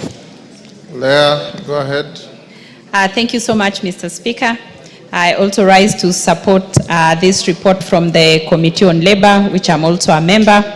Mr. Speaker, the members vetted displayed exemplary skills in public service, and they had very vast knowledge in public service. Mr. Speaker, most of them, as my chair said, having served in various positions in this Republic of Kenya in different portfolios, including the PSS. Mr. Speaker, previously are well conversant with various challenges in the public service, and they also gave proposals on how to solve the issues. And Mr. Speaker, we were happy with the vast knowledge that they have in the public service. Mr. Speaker, we have no doubt that upon their appointment, they will improve the service delivery and restore public trust to the public service. Mr. Speaker, I'm particularly drawn to one member, Mr. Francis Major, who hails from Kajiado County. Having worked before as a director in NTSA, he displayed exemplary leadership skills there and automated most of the systems there, which we actually enjoy today as Kenyans. Mr. Speaker, all the nominees were actually people with vast knowledge, and we are certain that they will transform the leadership. They will transform the service delivery in public service. Mr. Speaker, with this, I beg to support the report, and thank you, Mr. Speaker. Members on their feet, take your seats.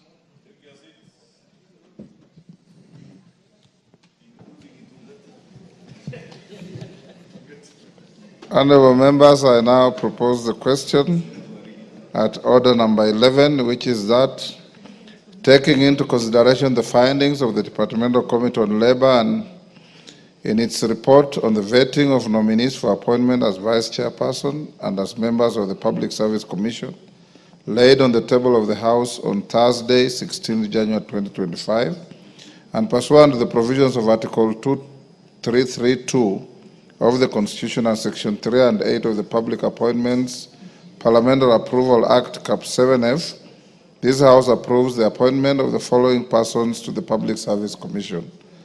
Mrs. Mary Wanjira Kimonye, CBS Vice Chairperson, Mr. Harun Maalim Hassan, Member, Ms. Mwanamaka Amani Mabruki, CBS Member, Mr. Francis Major, Member, Dr. Irene Cherotich Siega, Member, Mr. Boya Molu, EBS, Member, Ms. Joan Andisi Machayo, Member, and Dr. Francis Otieno Owino, CBS, Member.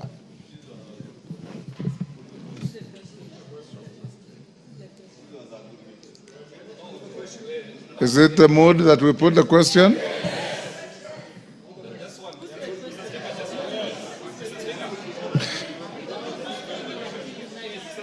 Yes. Yes, Yusuf, you don't want to agree with the rest of the members? Let me put the question on the proposal. Okay, go ahead. Thank you so much, Honorable Speaker, for giving me this opportunity. I stand to support the report of the committee. I think this is one of the most diverse commission that the Public Service Commission has ever had. From the national cohesion and equal opportunity point of view, you see someone from Northeastern, my constituency, is the first time in the history of Kenya represented in this commission.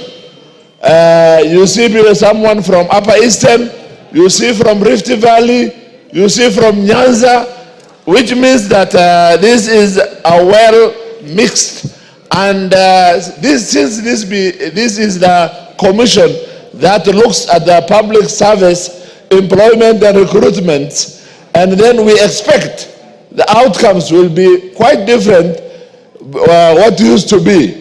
Last year, my committee, National Cohesion and Equal Opportunity, we audited the Public Service Commission, we looked at the previous recruitments, and the issue was very pathetic.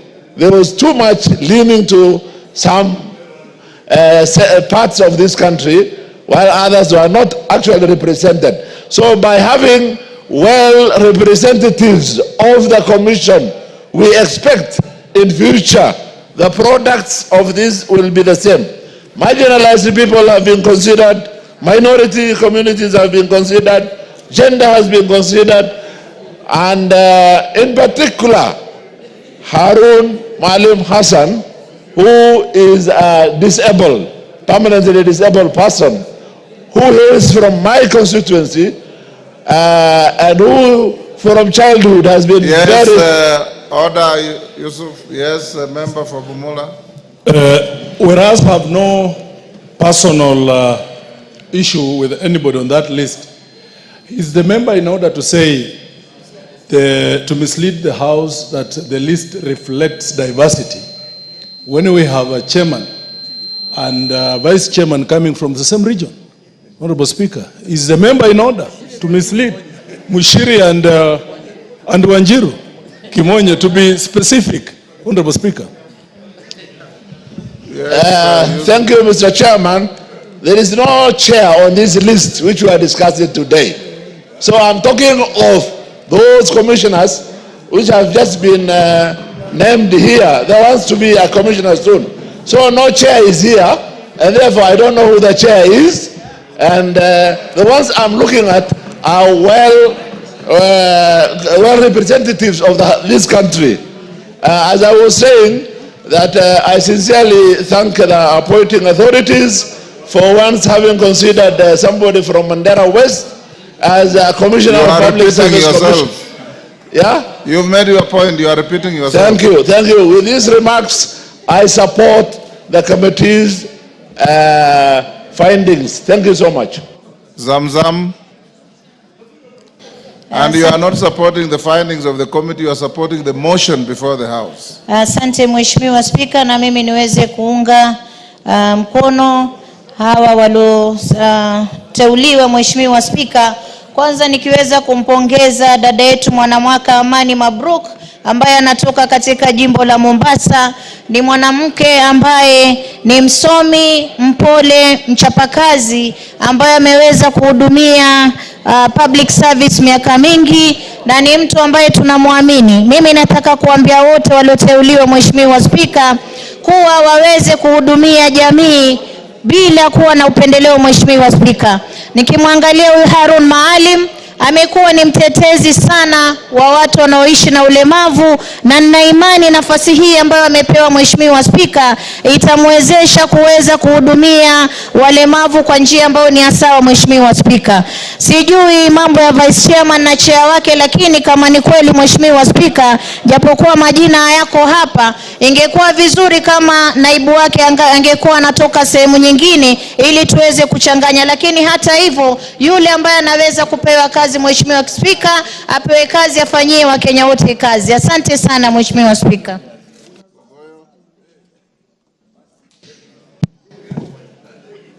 Thank you, Mr. Speaker. I want to be very brief and I rise to support the motion. And Mr. Speaker, the executive errs in many times by bringing bad appointees. In this case, regional diversity can be seen. I want to single out the Honorable Mr. Francis Major, who hails from Kajiado, former Registrar of Motor Vehicle, former CEO and MD for National Transport and Safety Authority, a gentleman who has served very well. And I think for the Honorable Ichongwa and the Honorable Soro, now on this one, I think you can sing the song Kasongo. It now sails better in this one. With those many remarks, I wish to support the motion before the floor, and you can sing Kasongo Nebali Nangai. What's the relevance? Yes. Honorable Speaker, I rise to seek clarity from the Honorable Gogoyo on the relevance of the song Kasongo in regard to the appointment and the motion that is before the House, Honorable Speaker. He's out of order as being cheeky and irrelevant. Go on, Makale Mulu. Yeah, thank you very much, Honorable Speaker. Honorable Speaker, let me also join my colleagues and support this motion. But as I support this motion, Honorable Speaker, just want to make about 3 observations. The first one, Honorable Speaker, is that the public service in this country is facing quite a number of challenges. And I wish that this new commission will be able to address those challenges, and more so, the challenge of succession. We have a situation where we have a very elderly people and we have very young people, but in between, Honorable Speaker, there is a gap. This matter has been discussed for quite some time, and I think really as a country, we need to make sure that this one will get it right for purposes of effective public service. The second matter, Honorable Speaker, is a matter which I raised the other time we were discussing the 2 commissions, IPOA and the other commission. Honorable Speaker, as a House, our work is oversight. And I see some of our colleagues getting very excited when they see people coming from their regions bringing the list. But I think as House, Honorable Speaker, it is important that we look at the totality of these commissions. I don't know how that can be done, because I don't know whether at the point of the committee level, we ask ourselves, who else is in which committee or in which commission? So how I wish, Honorable Speaker, as a House, we could be able to get the listing of the constitutional commissions and who is currently sitting in those commissions. That will help this country in terms of ensuring that there's regional balancing. Because I think our members raised a very important point of order, Honorable Speaker. In a situation where you have a commission, a high-ranking commission like Public Service Commission, which is almost equivalent like the one you chair, Honorable Speaker, the Parliamentary Service Commission, and you have a chair and a vice chair coming from the same region, Honorable Speaker, I don't think Kenya is short of professionals who can sit on these some things. So the issue of balancing and also for effective management, so that Kenyans don't appear like some sections have been left out and others are in, Honorable Speaker. I think as a House we need to start paying a bit of attention to these details because it will help the process. The last point, Honorable Speaker, is the Public Service Commission is also, I think it's supposed to be taking care of capacity building. Honorable Speaker, a number of these senior public servants, I think as a House we need to think about supporting them with a budget to build their capacity building. Some of them have been in employment for so long, they never get a chance to be trained to upgrade their skills. And the challenge has always, Mr. Speaker, been anytime we want to reduce the budget, we talk about training budget being a recurrent budget, and it's always been removed from the budgets. So at the end of the day, you are very well-trained officers, but they are not getting upgrading training short courses to upgrade their skills. So that's another area as a House. We need to make sure that when we are reducing the budgets, because at the end of the day, Honorable Speaker, we will reduce the budget, that we don't really reduce the budget for training, because this is how you get to improve the skills of these public servants. With those remarks, Honorable Speaker, I support. Russell. Thank you very much, Honorable Speaker. Honorable Speaker, I really want to be brief. First of all, the Public Service Commission is almost the principal commission, constitutional commission, that employs. When we say that the civil service is actually lopsided, it's because Public Service Commission is not doing a good job. Secondly, it is about promotion. In most of the senior cadres, you must appear before the Public Service Commission to get a particular appointment in government. Thirdly, it is about the face of this country. If you don't have somebody in the Public Service Commission, the chances of you getting to a position that you desire is actually very rare, and sometimes it's like walking in the desert. Honorable Speaker, I want to say this as a parting shot. Once this commission is in place, they must visit all parts of this country and get views in terms of what is the representation, why are certain communities not in government. With those few remarks, I say, Honorable Speaker, thank you very much. Daud. Yes. Hold, Daud. Yes, Honorable Chepkonga. Thank you, Honorable Speaker. Honorable Speaker, I see that we have unanimity in terms of the approval. Would I be in order, under the standing orders, Mr. Speaker, that the mover be called to reply or the question be put? Mr. Speaker, you know we have just come out of our recess. And Mr. Speaker, I think it would only be fair that the question be, because we are all in agreement. There's nobody who is opposing. I thank you, Mr. Speaker. I had already given Daud. Let me have him. Thank you, Mr. Speaker. Mr. Speaker, I'll be brief as well. Mr. Speaker, I want to support the motion. The Vice Chair, Mrs. Mary Kimonye, is my neighbor, and I know she's worked in the public service for many, many years, and she's capable of that. What I want to disabuse the notion by Honorable Wamboka that she comes from the same region with the chair, whereas the chair comes from the central region and Mary Kimonye comes from eastern region. So it's not the same region. Secondly, Mr. Speaker, I want to support the nomination of Major, who was the NTSA DG, together with Mr. Bolu, who has got a vast experience. Mr. Speaker, I just want to ask the new commissioners to put into place my bill, which I brought to this House, which has been passed, Values and Principles of Public Service, to actualize it, what Honorable Raso has talked about, and if they can do that, then they will have done a lot of good. Thank you, Mr. Speaker, and I support. Owen Baya.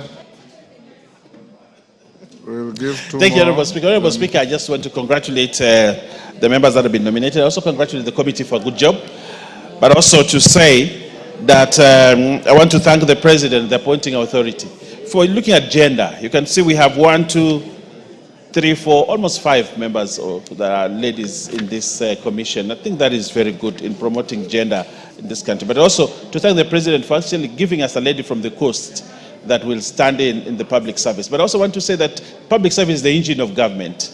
So they have a duty to ensure efficiency and effectiveness in management of government if they do a good job. If they don't do a good job in terms of recruitment, then they will fail the country. So I want to tell them that they have their cloth cut for them. They need to do a good job so that public service in this country can take off and be that efficient public service that can be respected in the world. I thank you, Honorable Speaker. Members, can we call the mover to reply? I put the question that the mover be called upon to reply. As members of that opinion say aye. Aye. Those with a contrary opinion say nay. The ayes have it. Karemba. Thank you, Honorable Speaker. I wish to thank the honorable members who have added their voices to this motion and in support of it. Indeed, the committee did its work, and I also wish to thank the honorable members who sat together with me to vet these nominees. Honorable Speaker, I also wish to wish the incoming commissioners and the vice chair all the best as they execute their duties as the new commissioners of the Public Service Commission, and hope that they will take this country forward in the spaces that they will be occupying. Honorable Speaker, I am also drawn, my attention is also drawn, like that of Honorable Dawood, to the sentiments made by one Honorable Amboka. You know, for those of us who come from Eastern region, we always don't like it, Honorable Speaker, when we are referred to as people coming from one region.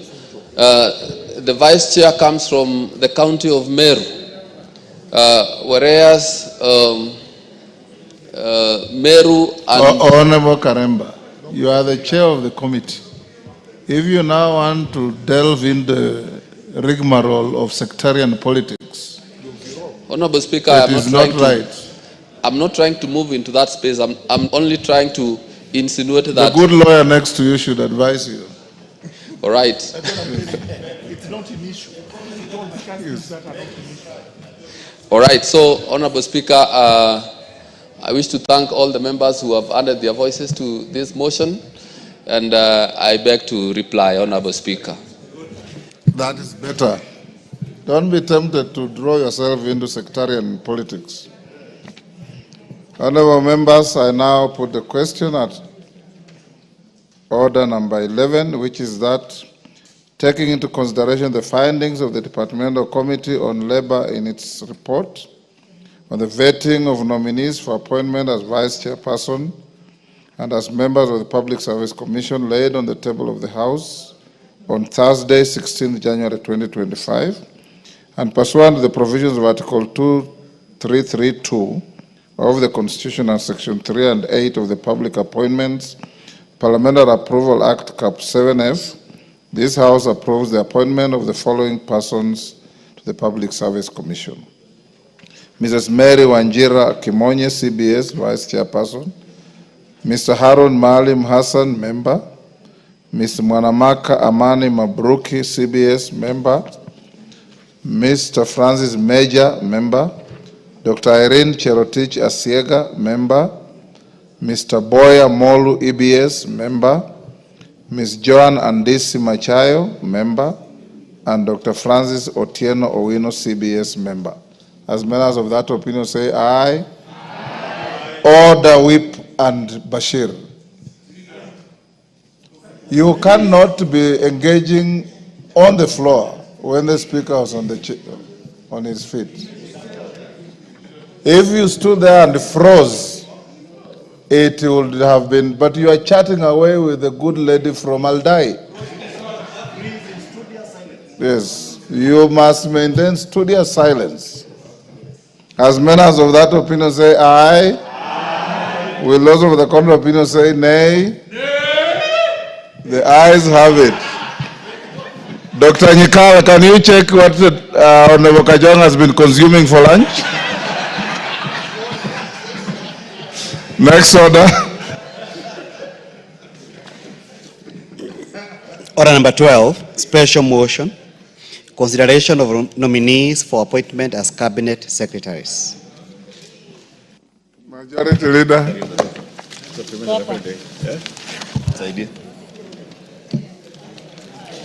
Thank you, Honorable Speaker. Honorable Speaker, you know Dr. Nyikal is a very good medical doctor, and therefore you are very right. He could check what, if there is any problem with the Honorable TJ Kajwang, who we cannot afford to be in this house without. So Dr. Nyikal must ensure he's okay.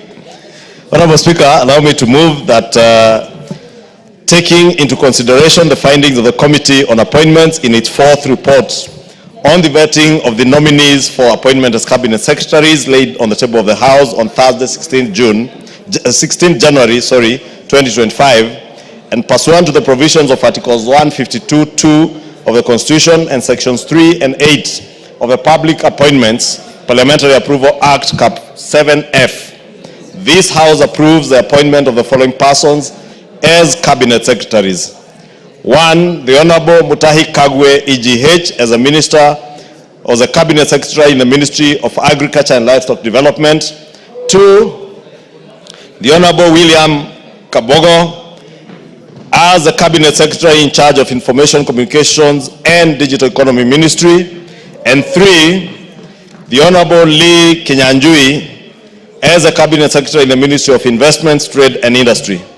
Honorable Speaker, allow me to take this opportunity first to thank you as the chair of the Appointments Committee and all the 20 members of the Parliamentary Appointments Committee who took their time, Honorable Speaker, during the recess to come and vet these 3 cabinet nominees, even as I thank all the members of this House who have heeded to the call for a special sitting today to approve the motions that we've just approved, that of SRC, the Public Service Commission, the ambassadors who are being designated to serve our country in different destinations around the world. And lastly, this motion, Honorable Speaker, to approve these 3 cabinet secretaries to serve in those 3 ministries, Honorable Speaker. Honorable Speaker, having and Kenyans watched as we vetted these 3 cabinet nominees. And these nominees, Honorable Speaker, are not new in the public service. The Honorable Mutahi Kagwe has been a minister right from the Kibaki time when he served as minister for 2 years as minister for ICT, or what was then the Ministry of Communications and Information and Communication, Honorable Speaker. He then served as Minister for Health at a very challenging time during the COVID outbreak, Honorable Speaker. And many Kenyans will remember the Honorable Mutahi Kagwe as a COVID-era minister. And he cut his niche, especially with his very good communication skills, always updating the country on the status of the pandemic in the country, Honorable Speaker. And I remember my own daughter, who was then only 2 years old, whenever he saw either CS Mutahi Kagwe or the then CAS, Dr. Mwangangi, Masi Mwangangi, she would tell me COVID. And in my house, Mutahi Kagwe was christened the COVID minister. But he did a splendid job during that time, Honorable Speaker, and I'm glad that some of the issues that bedeviled his term, part of it being the COVID billionaire scandal, he was able to be confronted with those questions during the vetting process and adequately or sufficiently answered all the issues that pertained to that time, Honorable Speaker. Honorable Speaker, I'm saying this because all the other nominees, the Honorable William Kabogo Getao is the first governor of Kiambu County, Honorable Speaker. The Honorable Lee Kinyanjui is the second governor of Nakuru County. Honorable Speaker, as much as these 2 gentlemen never made it back to serve their second terms, during their terms as governors, there are things you could see both in Kiambu County, where I come from, and I say this, Honorable Speaker, knowing that I had run-ins with the Honorable Kabogo when he was governor for Kiambu. And it was nothing ever personal, it was all in the course of business in politics, Honorable Speaker. But I can say today, so far, of all the governors who have served the county of Kiambu in terms of performance, William Getao Kabogo ranks number 1 in terms of performance. Second is Governor Nyoro. Of course, the current governor and Governor Waitito, I can't even begin to rank them, Honorable Speaker. The Honorable Lee Kinyanjui, Honorable Speaker, midwifed. I don't know who that is. The Honorable Lee Kinyanjui, Lee Mayan Kinyanjui. Yes, Janet. What's your point of order? Mr. Speaker. Give him the mic.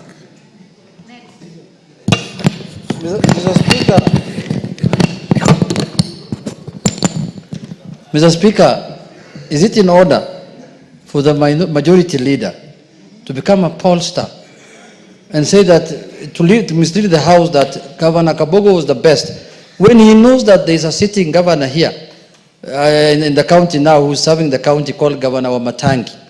And when I asked him about him, he told me, I don't know that one.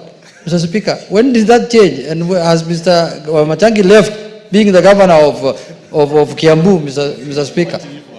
Mr. Speaker, let's be fair.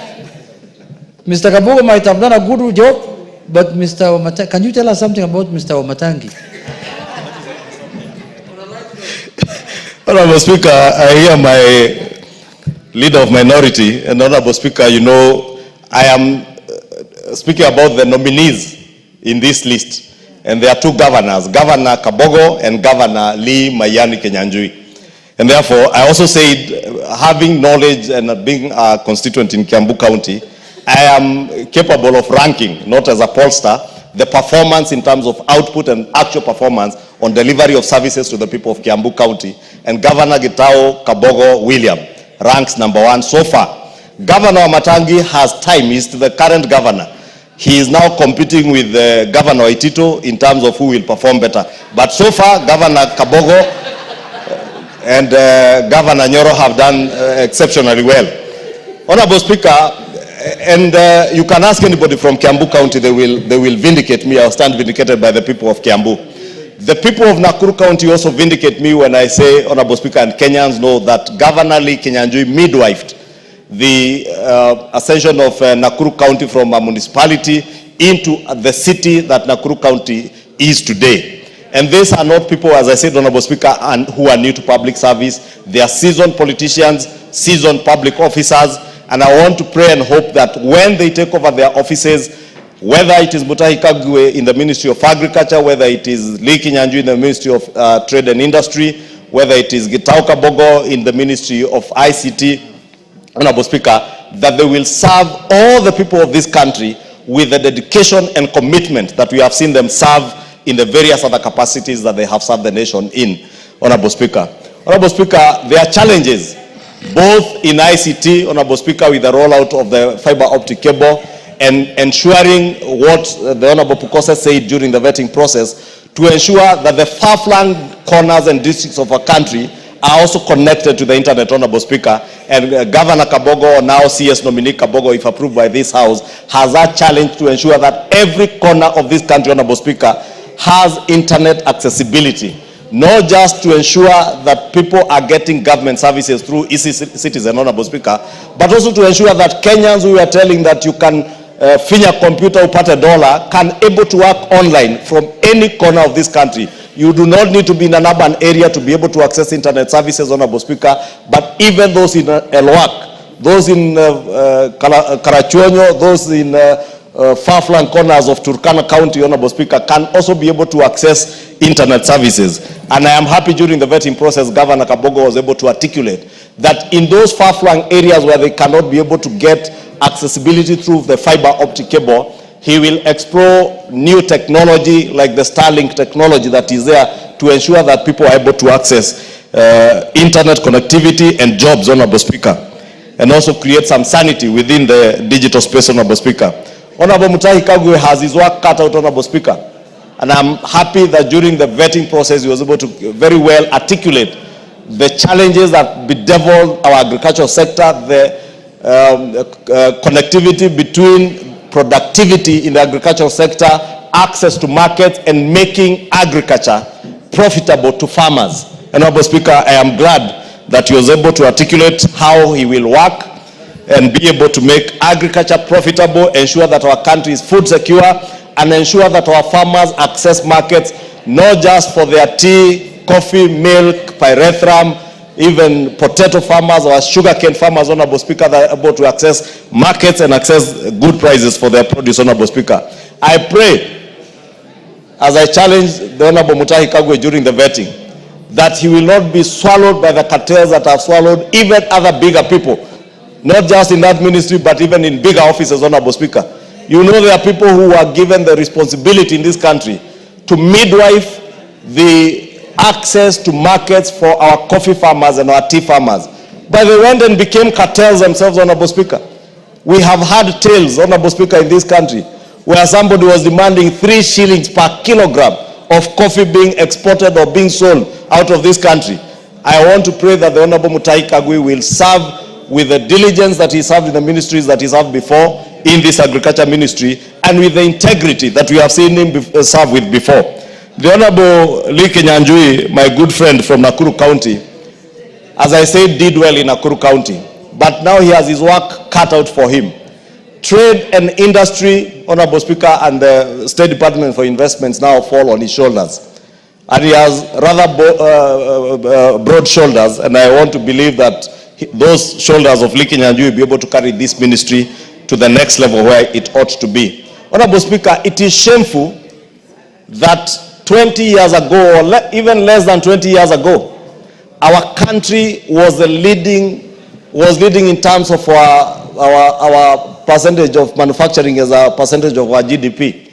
Kenya in the region, not just in East Africa, but in East, Central, and almost Southern Africa, with the exception of Botswana and South Africa, Kenya had the highest percentage in terms of manufacturing contribution to our GDP. But today, Honorable Speaker, neighboring countries like Uganda, that were largely importing manufactured goods from Kenya, are ahead of us. If you look at the 2023 statistics, Honorable Speaker, Uganda's manufacturing industry has grown to contribute at least 15.65% to their GDP, whereas Kenya's is at a level of about 7.3%, almost actually half or less than half that of Uganda. When and how Uganda overtook us in manufacturing, Honorable Speaker, is a challenge that Kinyanjui has to reverse that. There is no sector that can create more jobs than the manufacturing sector, Honorable Speaker. And I want to believe with the increased productivity in agriculture, with the good technology and technical skills amongst the youth in this country, Honorable Speaker, if we are able to leverage on that, Honorable Speaker, it is possible then to grow industries and manufacturing that will grow, increase our GDP, Honorable Speaker, and also increase our manufacturing sector's contribution to our GDP almost threefold to at least 20%, Honorable Speaker. We have stagnated about 7% for the last almost 10, 12 years.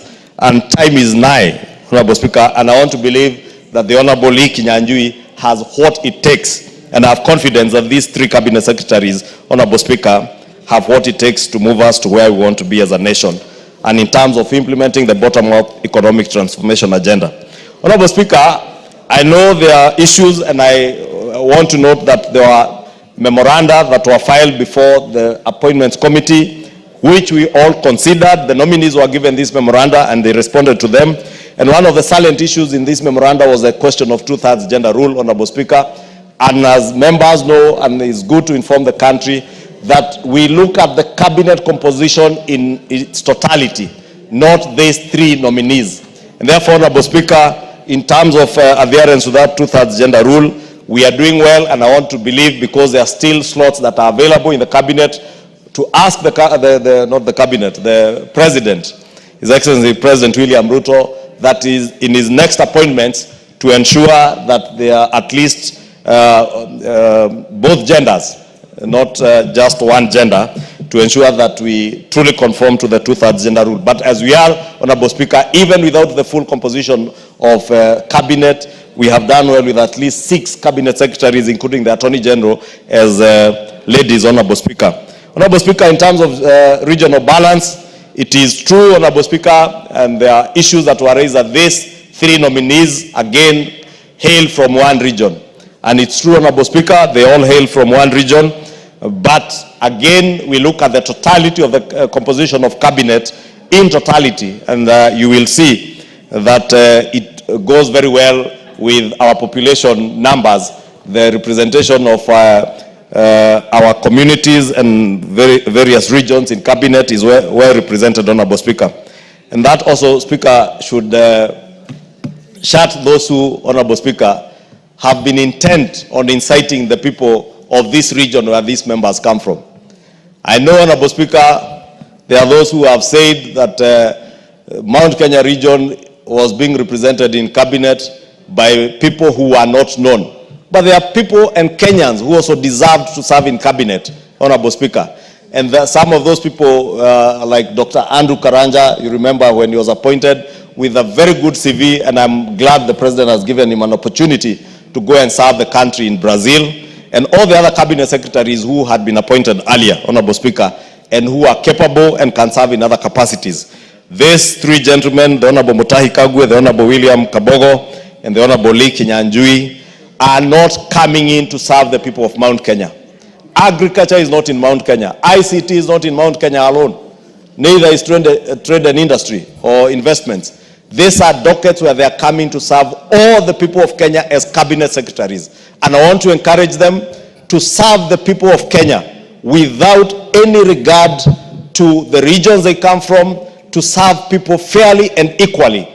Consider the people of Marsabit in agriculture, whether it is in their pastoralist activities, in the livestock department, the State Department is under that ministry. Consider them as well as you consider the people of Odhaya with their coffee, or the people of Kiambu in Limuru with their tea, or indeed the people of Kikuyu with our potatoes and small-scale farming, Honorable Speaker, because we live on 50 by hundreds. And of course, the people who are producing livestock, we are key stakeholders because we are also butchers in Dagoretti. And Honorable Speaker, I'm saying that so that all these cabinet secretaries come to serve us as Kenyans. And nobody should ever look at them on the basis of the regions where they come from. I know there are others who may have wanted and tempted even cabinet secretaries. And it is sad, Honorable Speaker, that today we even have cabinet secretaries who get tempted to play to the public gallery, excite emotions on the basis of ethnicity and regions they come from, inciting communities against communities. And Honorable Speaker, it is sad. And I want to pray that these 3 gentlemen, because during the vetting process, they are able to show that they look at Kenya as one unitary state. They will serve the people of Kenya without regard to where anybody comes from or whatever language any Kenyan speaks, and serve them as Kenyans. I wish them all the best, Honorable Speaker, and I want to implore on all of us to approve these 3 cabinet secretaries so that cabinet may be not fully constituted, but at least those who are acting can now hand over, and hopefully the next cabinet meeting, they will have been sworn in and take over the service of serving Kenyans. With those many remarks, Honorable Speaker, I beg to move, and I want to request the Leader of Minority, the Honorable Junet Mohammed, who also sits in the Appointments Committee, to second the motion in agreement. Thank you, Honorable Speaker. Junet. Thank you, Honorable Speaker. Honorable Speaker, I rise to second this motion for the adoption of the 4th report of the Committee on Appointment on the approval hearings of nominees for appointment as Cabinet Secretaries, Mr. Speaker. Honorable Speaker, as the Majority Leader has alluded to, I sit the committee that is chaired by yourself of appointment and approval, Mr. Speaker. And Mr. Speaker, through that, I interacted with the nominees, Mr. Speaker, the 3 cabinet nominees, secretary nominees, Mr. Speaker. And Mr. Speaker, I came to realize that people who go through elective positions, Mr. Speaker, people who are elected by the people of Kenya as MCAs, as members of parliament, as governors, Mr. Speaker, those are people who are really tried and tested. And those are people who really can show leadership when it is required, Mr. Speaker, compared to people who have not held elective positions, Mr. Speaker. And I'm not trying to say that because I've been elected several times. Mr. Speaker, these three nominees have shown immense knowledge. They have shown immense knowledge and experience, Mr. Speaker, in terms of handling public affairs. And why that happened is because some of them ran or managed some of the largest counties in the country, Mr. Speaker. Honorable Kinyanjui was the governor of Nakuru. And Nakuru, Mr. Speaker, is one of the largest counties in the country, even in terms of population. That has given that man a lot of experience from what I saw when he appeared before the committee. Honorable Kabogo also, Mr. Speaker, has managed one of the largest counties. And as you can see, a member here, the majority leader, has testified that he has done a good job when he was the governor of that county. Mr. Speaker, that has given them a lot of experience. And the other nominee has been a cabinet secretary. He has been the senator of Nyeri. He has been a cabinet secretary at a very difficult time when this country had a pandemic, the coronavirus, Mr. Speaker, and he handled it very well. And the country saved, through that, a lot of lives were saved, Mr. Speaker. So, Mr. Speaker, that public service has impacted a lot of knowledge and experience on these three gentlemen, Mr. Speaker. I don't think they could have been better people to serve in these ministries than those people, Mr. Speaker. Mr. Speaker, you see, public service, Mr. Speaker, is a calling, and I've said that many times. And you should be able to do it so long as you've been given an opportunity, majority leader. But when you feel a time has come, and you feel that the executive that you are part of, and you feel that the president that you are serving, and the government that you are serving, is not incompatible, the policies or your belief at the moment, at this point in time, is not compatible with the government you are serving, the best thing to do, Mr. Speaker, is to resign. Don't bring commotions. Don't bring unnecessary fights within the government. Be a man enough and say, this is enough now. I don't think, the way you've said, I don't think what is happening now is not what I came to do. For that reason, I want to leave. It's only in African societies or in African democracies where somebody disagrees with the policies, disagrees with what's happening in a government, and he still wants to stay there. To do what? Somebody told me, an African man, if you give him the keys to the washrooms and tell him, can you use it and bring it back to me, he will put it in his pocket and tell you, no, you tell me when you need it is when I'll give you back. Mr. Speaker, only in African societies. Wamumbi, can you give us time? I want the majority leader to listen to what I'm saying. So if you no longer believe in what the government is doing, and you're a cabinet secretary, just resign. You are not welded there like chuma, like an iron. You are not welded in government. Just leave. You know, the other time when we were impeaching the deputy president, somebody told me that he was asked, why can't you resign now that members of parliament have lost faith in you? A pastor in his home told him that you have been put there by God. You must remain there until you are removed by God. Now God spoke through angels to the members of parliament and they removed him. And God's work happened in this parliament, Mr. Speaker. Somebody told him that you are put there by God. Only God can remove you. Pana, God can remove you in many ways. Impeachment comes from God. Because by the time 300 members of parliament agree on something, it's the hand of God. It's the work of God. It's the voice of God. So, Mr. Speaker, if you don't wait for God to come to your house to talk to you, if you think you cannot serve the government anymore, go do farming. Go do other things, Mr. Speaker.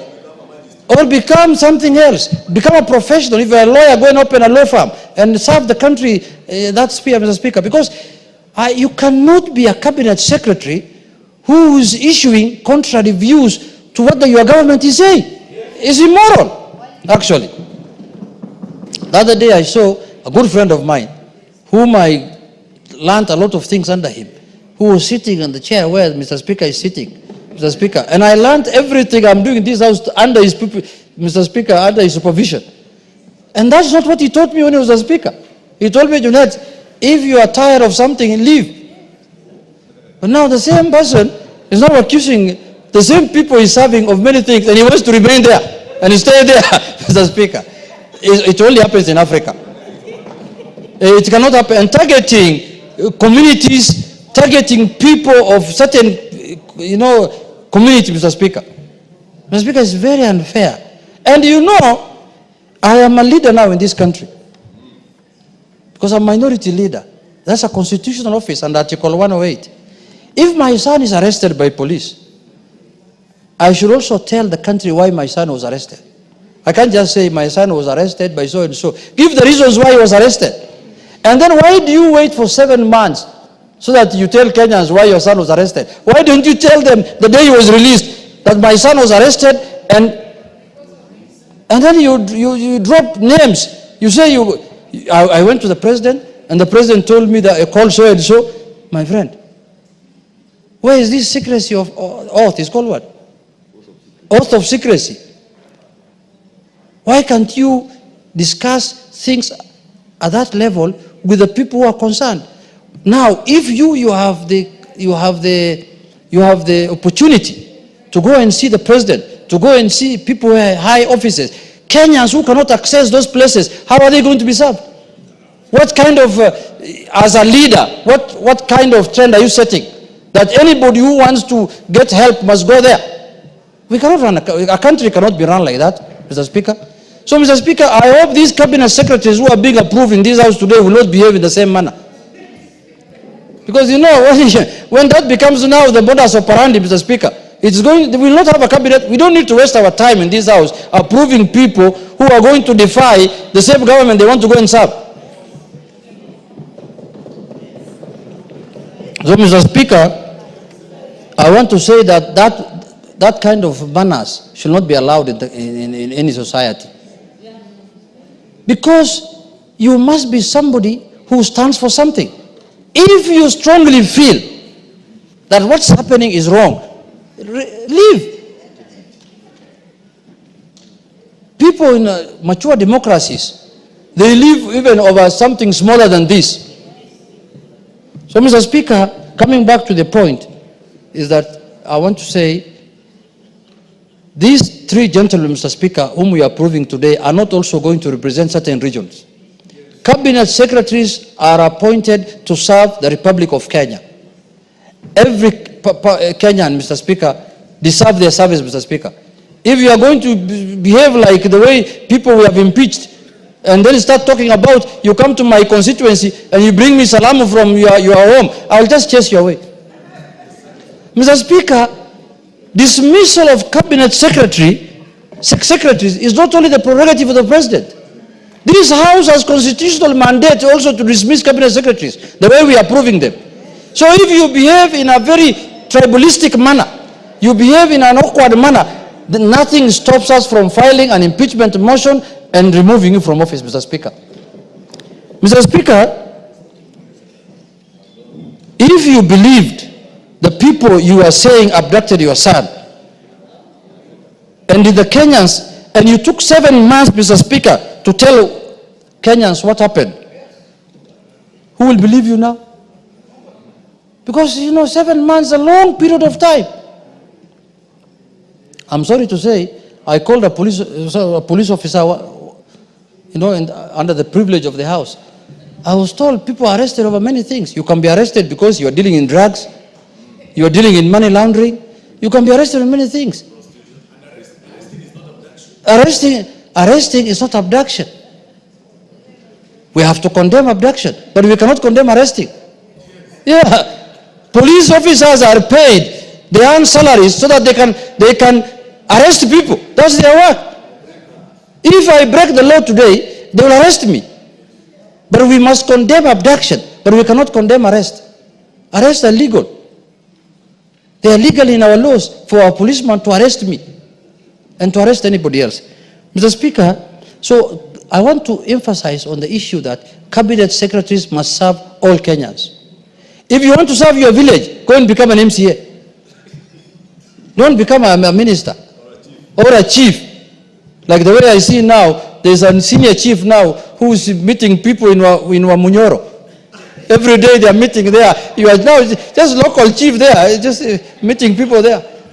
You expect me to travel all the way from Nairobi to go and meet somebody in that village? What is the name of that village? Wamunyoro. I can't go, Mr. Speaker. So if you want to be like that, just go to your village. But if you want to serve Kenyans, if your desire is to serve Kenyans as a cabinet secretary, then serve all Kenyans, irrespective of their region, irrespective of their community, irrespective of their service, of religion. Yes, member for Madira. Junet, do you want to be informed? Yes. Yes. Thank you, Mr. Speaker. Especially from somebody from Wamunyoro village, Mr. Speaker. Yes. I want to inform Honorable Junet that Wamunyoro is a very good village in Madera constituency. And in that village there is a chief who is a very good man who serves people, all the people in dignity. It is only one man, disgruntled, who is meeting people with long beards who don't know where they are going. So let's not discuss Wamunyoro. Wamunyoro is a good village. It's only one man who don't know where he is going or where he is coming from, who is disgruntled and he doesn't know where he is going or coming from. Thank you, Mr. Speaker. Mr. Speaker, I want to thank the Member of Parliament for Madera for informing me that Wamunyoro is a very good place. You know, I have not visited Wamunyoro yet. I need to pay a courtesy call to him so that I can see how good Wamunyoro is, Mr. Speaker. But Mr. Speaker, why am I using Wamunyoro as an example? Mr. Speaker, I cannot travel from a place called Migori in Wothorumo or Wothogik all the way to Wamunyoro so that I can get government services. I must get government services nationally. The minister must come to my place in Gorjope so that he can serve me in Gorjope, not me to go to Wamunyoro, Mr. Speaker. That is why we retired someone to Wamunyoro. And I'm sending a warning to the cabinet secretaries that if you take the behavior of Wamunyoro, if you want to serve only Wamunyoro people, we will sack you. We will impeach you. You must serve all Kenyans. And if you want to serve only your local people, become an MCA. That's where local people, the ward where people are served, Mr. Speaker. Because, Mr. Speaker, there are people who think they have become cabinet secretary to serve their region, or to serve their community, or to serve their tribesmen. No. Cabinet secretary is a national position. If you want to remain as a CS, you must remain national, Mr. Speaker. And I know these three whom we are approving today, they are experienced.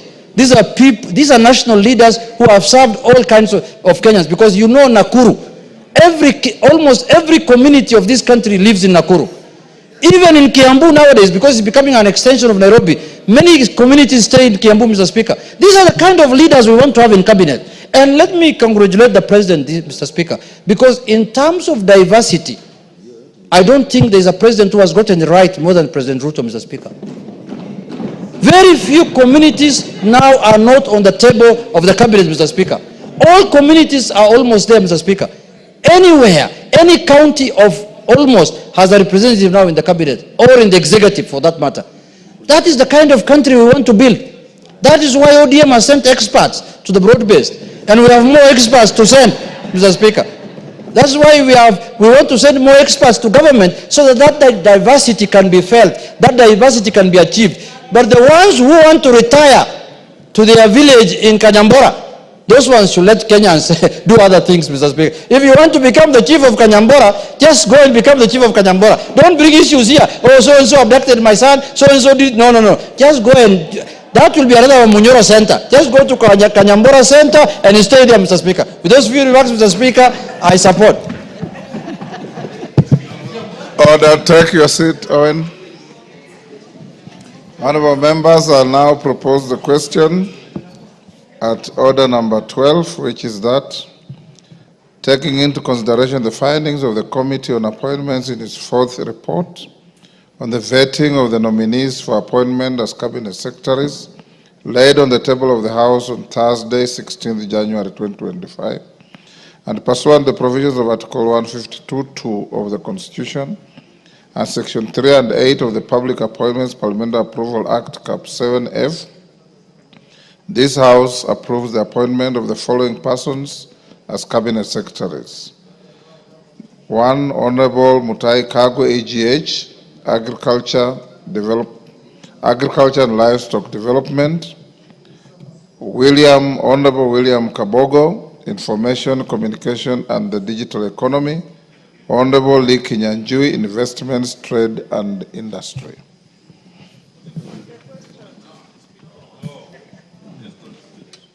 Yes, Wangwe. Thank you, Honorable Speaker. Honorable Speaker, allow me to first and foremost support this motion of consideration for the appointment of the cabinet secretaries. And Honorable Speaker, thank the President for taking his time and getting the right candidates for this position. Honorable Speaker, I have a view that the three candidates, and I will enumerate in particular the Honorable Mutahi Kagwe, whom I happen to have interacted with prior to this appointment. And Honorable Speaker, I find Honorable Mutahi Kagwe as a very strong candidate for this appointment and feel the performance he displayed, Honorable Speaker, during his position as the Cabinet Secretary in charge of health shall follow suit. The only thing I would wish to comment and recommend to the Cabinet, to the Honorable Mutahi Kagwe, is, Honorable Speaker, to know that all of us are looking forward to him to put agriculture as a sector in order. We want to see, Honorable Speaker, a situation where the aspiration of the President to make sure that sugarcane farmers, Honorable Speaker, are able to earn bonus be fulfilled, Honorable Speaker.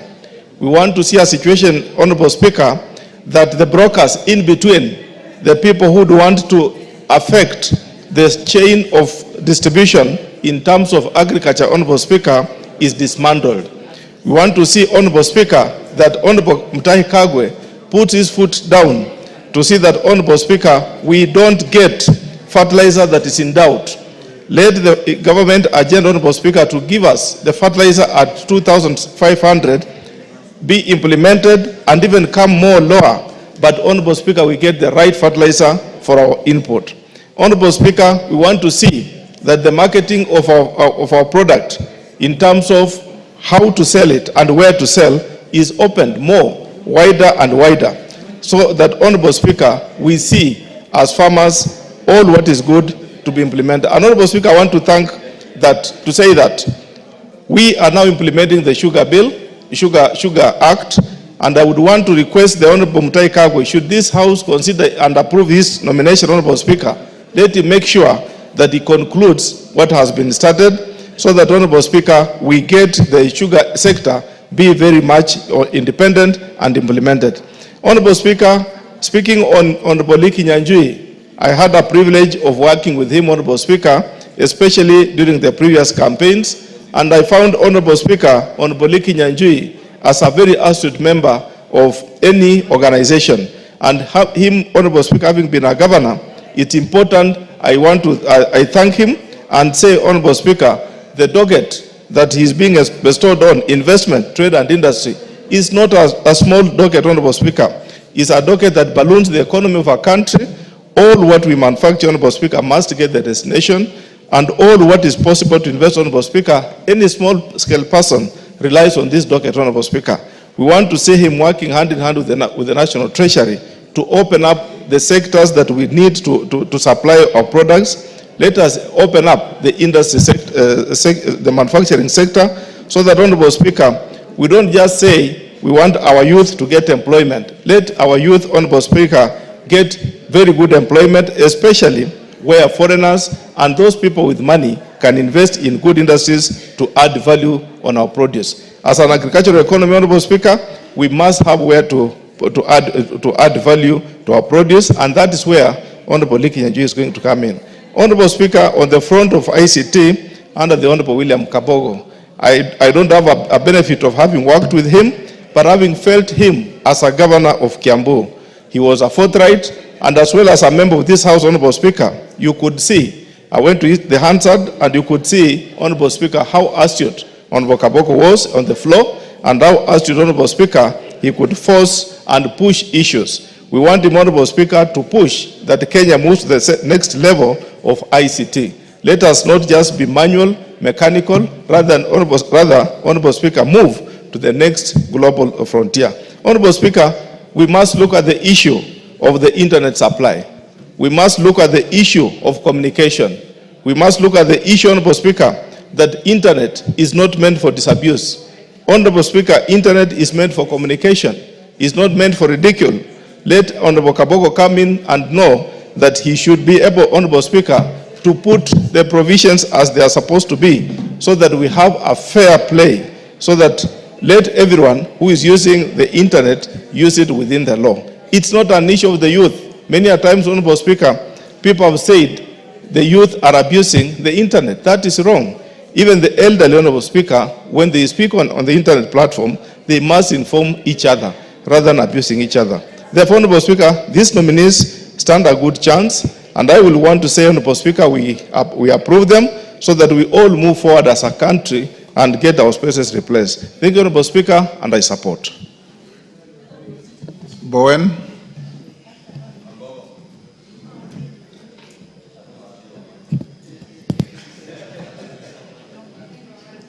Give Kangogo the...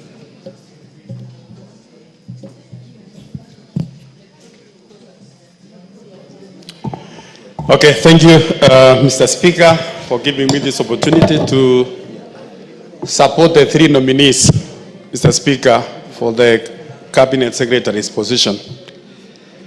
And Mr. Speaker, I want to say some few things. Starting with the Honorable Kagwe, Mr. Speaker, I want to support this nomination as a Cabinet Secretary. Mr. Speaker, when the Honorable Kagwe was the CS for Health, at a very difficult time, Mr. Speaker, when the country was fighting the COVID-19, he proved himself, Mr. Speaker, that as a capable Cabinet Secretary in the Ministry of Health then. And Mr. Speaker, I want to ask the Honorable Kagwe as he moves to the Ministry of Agriculture. The agriculture is the backbone of our economy as a country. And Mr. Speaker, in the last few months, the Ministry of Agriculture has been on the wrong for many things, especially the fertilizer. Mr. Speaker, the harvest which we currently many farmers harvested some few months ago, some of them were affected because of the fake fertilizers which was there last year. Mr. Speaker, we want to ask the CS nominee that as he takes over the ministry, once he is approved by this House, to make sure that the Ministry of Agriculture becomes the backbone, Mr. Speaker, and supports the farmers of this country to produce enough for this country. There is no need, Mr. Speaker, when we have almost majority of Kenyans, 90% of our people, they are farmers, and they are getting a little support from the government. Mr. Speaker, the issue number 2, the cartels we have in Ministry of Agriculture, they are quite a number. You will find that farmers, there are so many middlemen. In coffee, in tea, they are not benefiting from their produce. So we want to seek that the Cabinet Secretary, once he's in that office, is able to help the Kenyan farmers. Mr. Speaker, the issue of ICT and the Honorable Kabogo, if he's approved by this House. I think ICT is an emerging technology, Mr. Speaker, and there are so many challenges, from fraud to hacking to so many things. And there is need to regulate actually the industry. There is a lot to be done in the industry to make sure that the new ICT, the digitization in the country, they are used for the benefit of the people and the young people, and it is not a platform for abuses. It's not a platform for people to make illegal activities. And Mr. Speaker, finally, the Honorable Kinyanjui, we want also to support him in the Ministry of Trade. The trade, Mr. Speaker, our import and export, Mr. Speaker, determines also our balance between a shilling and the dollar. So when we have a lot of export, Mr. Speaker, as a country, you will see that we will benefit from the business of foreign exchange.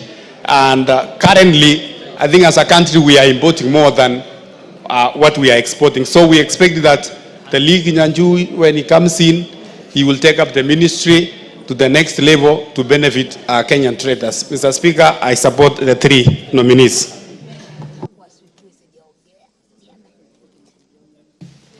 Yes, Irene Mayaka.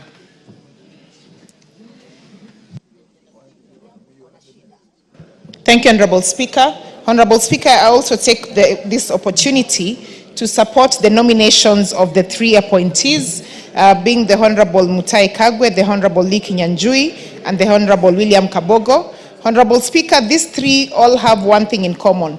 They have a wealth of experience.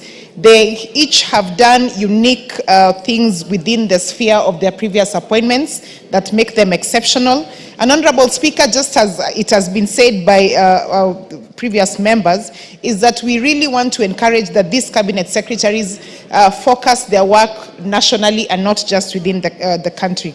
Honorable Speaker, we all remember very well how the Honorable Mutahi Kagwe was very instrumental during the COVID-19 period. And Honorable Speaker, some of the things that really impressed me when I watched the interview was when he spoke about engaging the youth in the agricultural sector. Because, Honorable Speaker, we are a country that is largely agricultural, but our young people are not interested in that space. And some of the ideas that he did share in terms of how he would engage the youth in this space was very impressive. Honorable Speaker, the other thing that the Honorable Mutahi Kagwe spoke about was the use of AI technology within our weather and agricultural space, which is something that is very progressive. It is being used in other countries, and it's very enlightening and very exciting to hear that a cabinet nominee for agriculture is actually talking about engaging AI in terms of the weather checks and also the increasing our agricultural produce. Honorable Speaker, in terms of the Honorable Kinyanjui, I support his nomination. Honorable Kinyanjui was fantastic as a governor. And not only that, those of us who worked within the Azimio Secretariat will remember how Honorable Kinyanjui really assisted us in having a youth volunteer movement across the whole country. And he was very magnanimous in terms of how he shared his wealth of experience with us.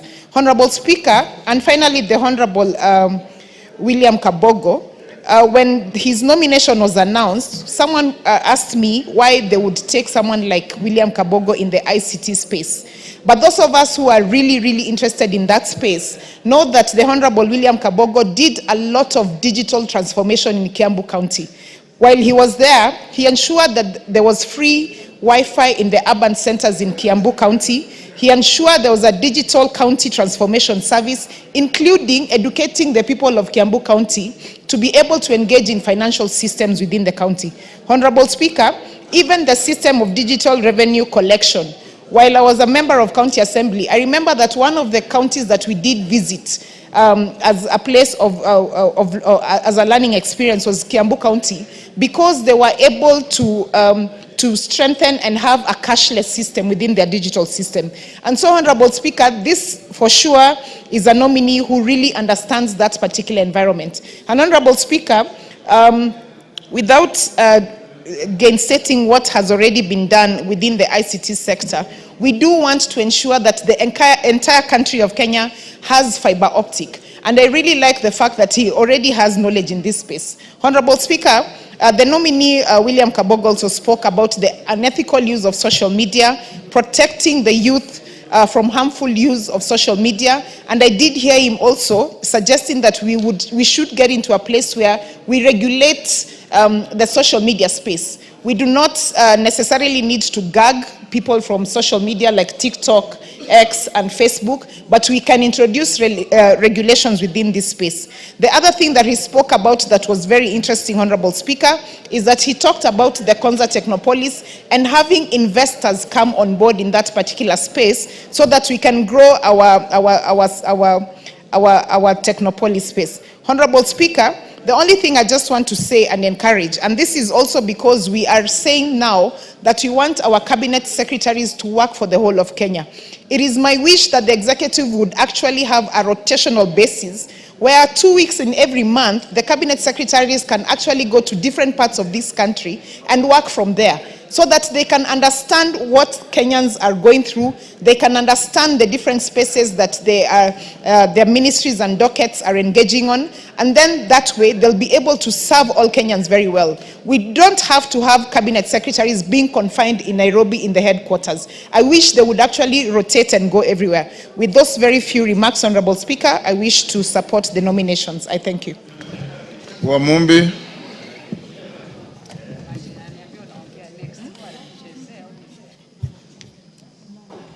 Thank you, Mr. Speaker. Mr. Speaker, I also rise to offer support to this motion that seeks... Members, I will be calling the mover to reply at 2:30.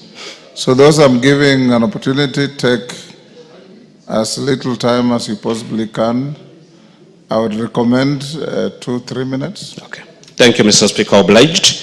I also rise to support this motion that seeks to approve the appointment of Honorable Mutahi Kagwe, Honorable Kinyanjui, and Honorable William Kabogo as Cabinet Secretaries, Mr. Speaker.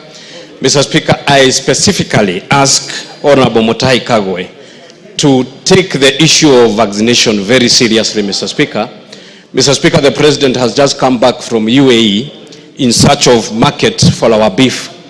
And Mr. Speaker, it is only the well-vaccinated livestock that will compete for the markets out there.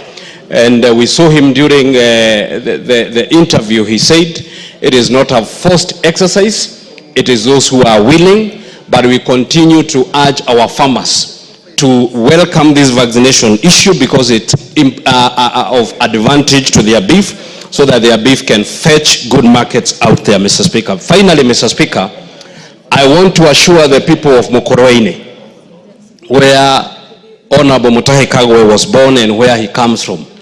It is very bad, and I want to sympathize with them, that as we approve the Yasan, the MP, Mr. Speaker, is not in this house to stand with the people of Mokoroini. I have seen him in a barrio somewhere propagating the Itungati fake narrative. He was supposed to be in this house to approve a son of Mokoroini, but instead of coming to this house to approve the son of Mokoroini, he is in a funeral somewhere propagating an Itungati fake narrative. I assure the people of Mokoroini that we are going to make sure the son is approved so that he can serve Kenyans and all Kenyans. Thank you, Mr. Speaker. I thank you. Women Rep Kwale.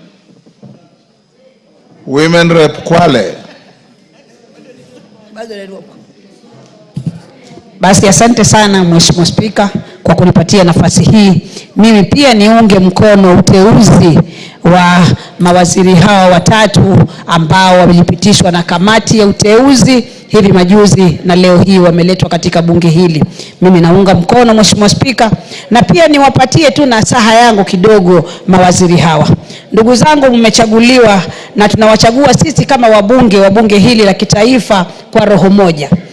Mimi natoka Kwale na ningependa na naomba wakati mkifanya kazi mawaziri wetu, mjue Kwale pia ni county katika zile county 47.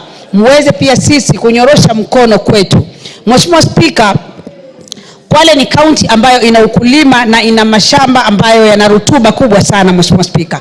Na sisi pia wa Kwale ni wafugaji wazuri sana Mheshimiwa Spika, lakini utapata katika ukulima wetu na ufugaji wetu katika kaunti yetu hatuwezeshwi mara nyingi, hatuwezeshwi kisheria na hatuwezeshwi pia kipesa.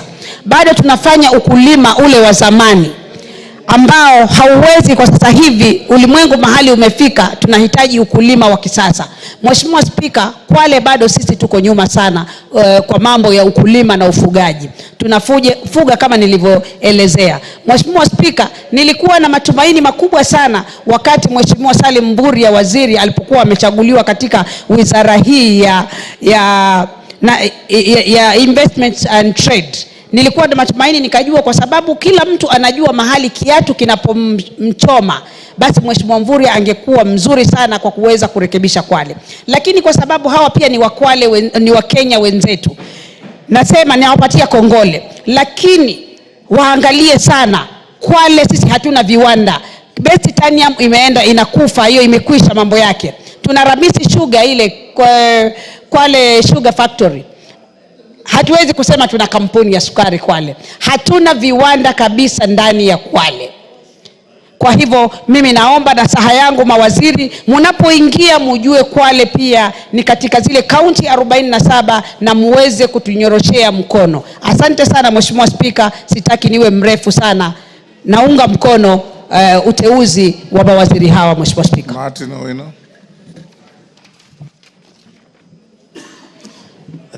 Thank you, Mr. Speaker. As I rise to support this special motion, I want to congratulate you and your team, for you sat through it all. And we watched it and we took notes.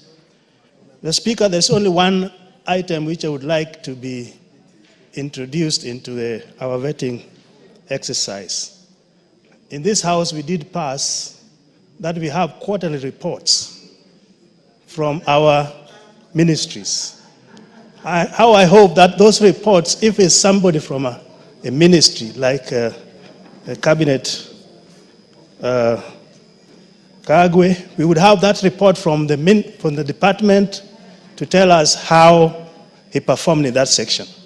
And also that report will help the majority leader in his report so that he can reference it. The same with others from the two gentlemen from the Senate.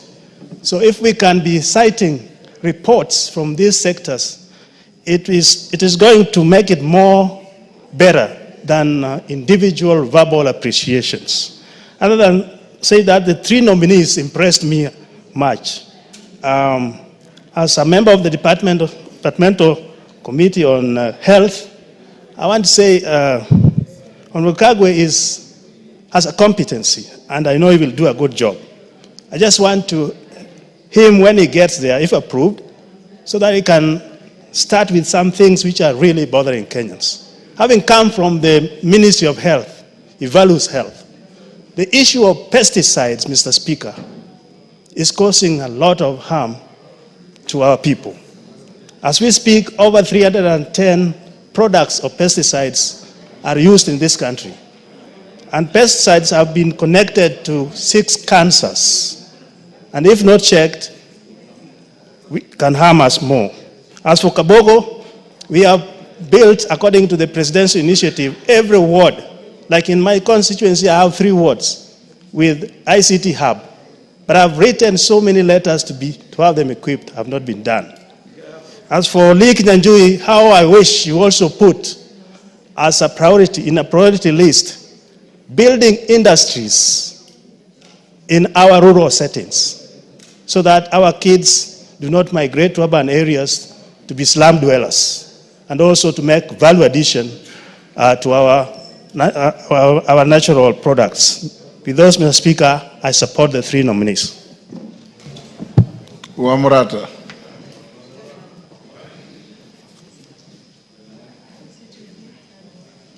Give her the mic.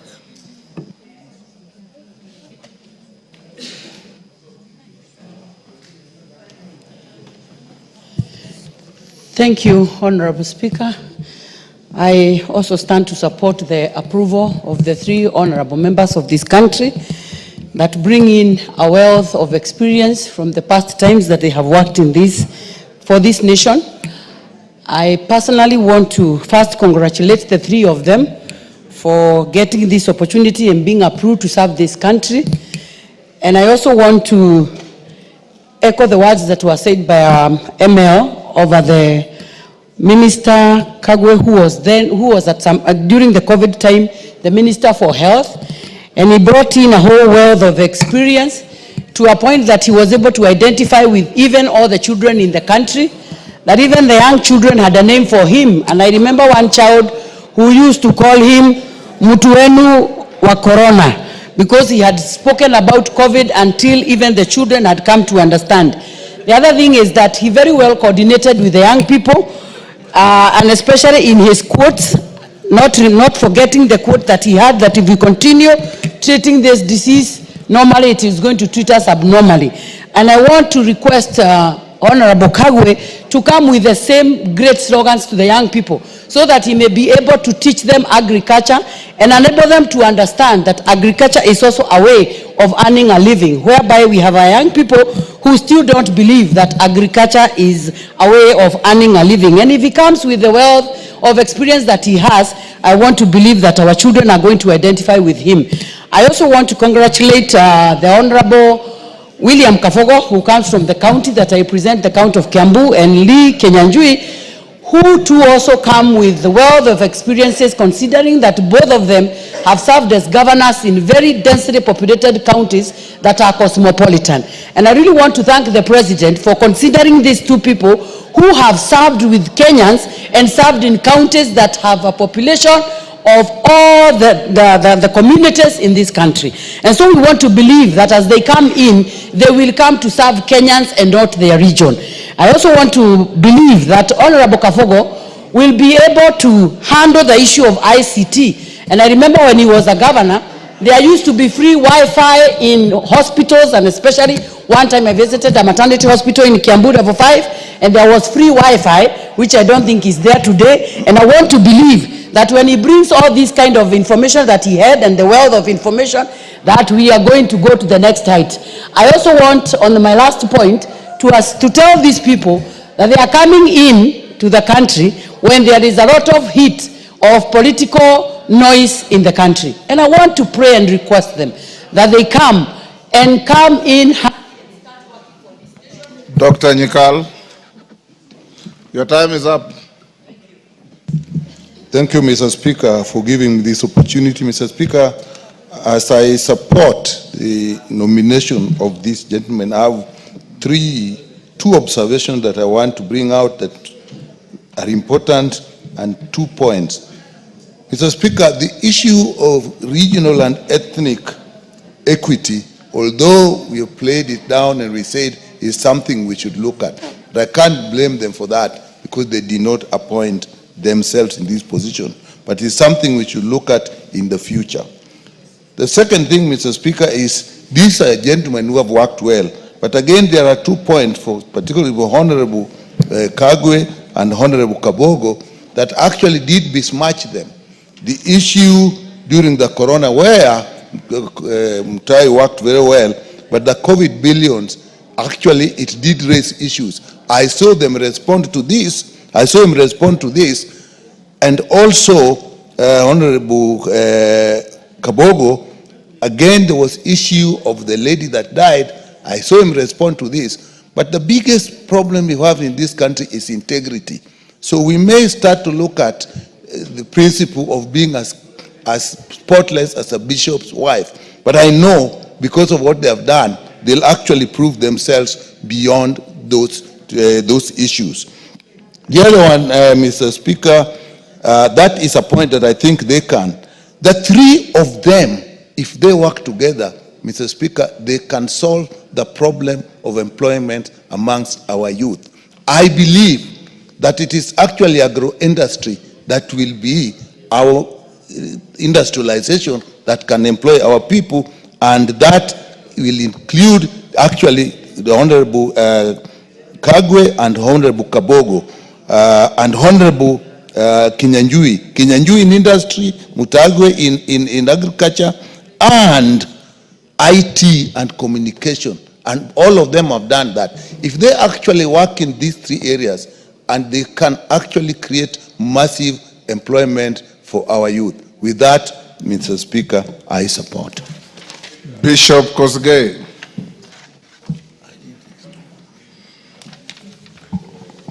Thank you, Mr. Speaker.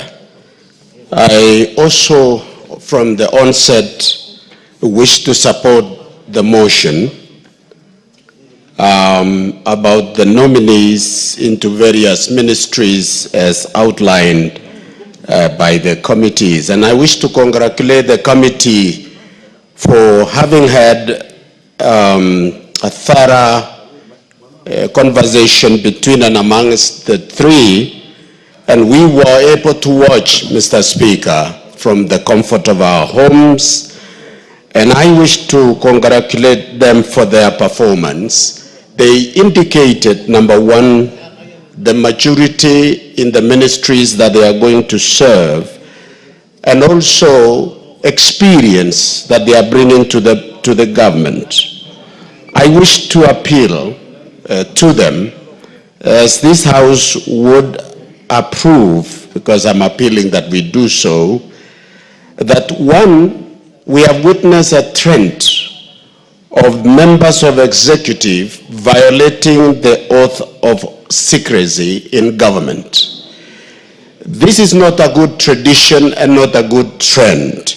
And we are appealing, and I listened to them when questions were placed before them that was really tempting them to reveal what they knew and what they did, and I was so impressed that they were bound by the oath of secrecy. I think the rest of us in government should be able to learn. Number two, Mr. Speaker, is that we are appealing as they come. There has been a missing link in terms of communication of what the government is doing. And that people who are thriving with propaganda in social media have taken a field day. We are not hearing anyone from the side of government. Finally, Mr. Speaker, is that the issue of technology, that which has been abused, and it has, some others have been using our young people to do things that are unethical. With the coming of Kabogo and the experiences he has, we hope this will be sanitized. With that, Mr. Speaker, I support this, the approval of these nominees. Raila. Asante Bwana Spika, kunipatia nami nafasi nipate kuchangia. Mimi moja kwa moja naunga mkono, na nataka tu niwaambie vile wamesema pale kwa kamati iwe ni hivyo. Sio kusema tu kwa mdomo, bali waseme kwa vitendo. Maana mara nyingi tumeona kama hii ministry ya ICT, kuna wakati ilitoa nafasi za vijana kila county wawili, lakini county zingine hazipewi hizo nafasi. Utaona hata zile zetu 2 zinapewa wengine. Kwa hivyo waziri akifika hapo, aangalie kama Wakenya, aangalie Kenya yote, asiache Mkenya mwingine nje. Sisi ni Wakenya pia, kule kwetu ni Lamu mbali kidogo tutasaulika.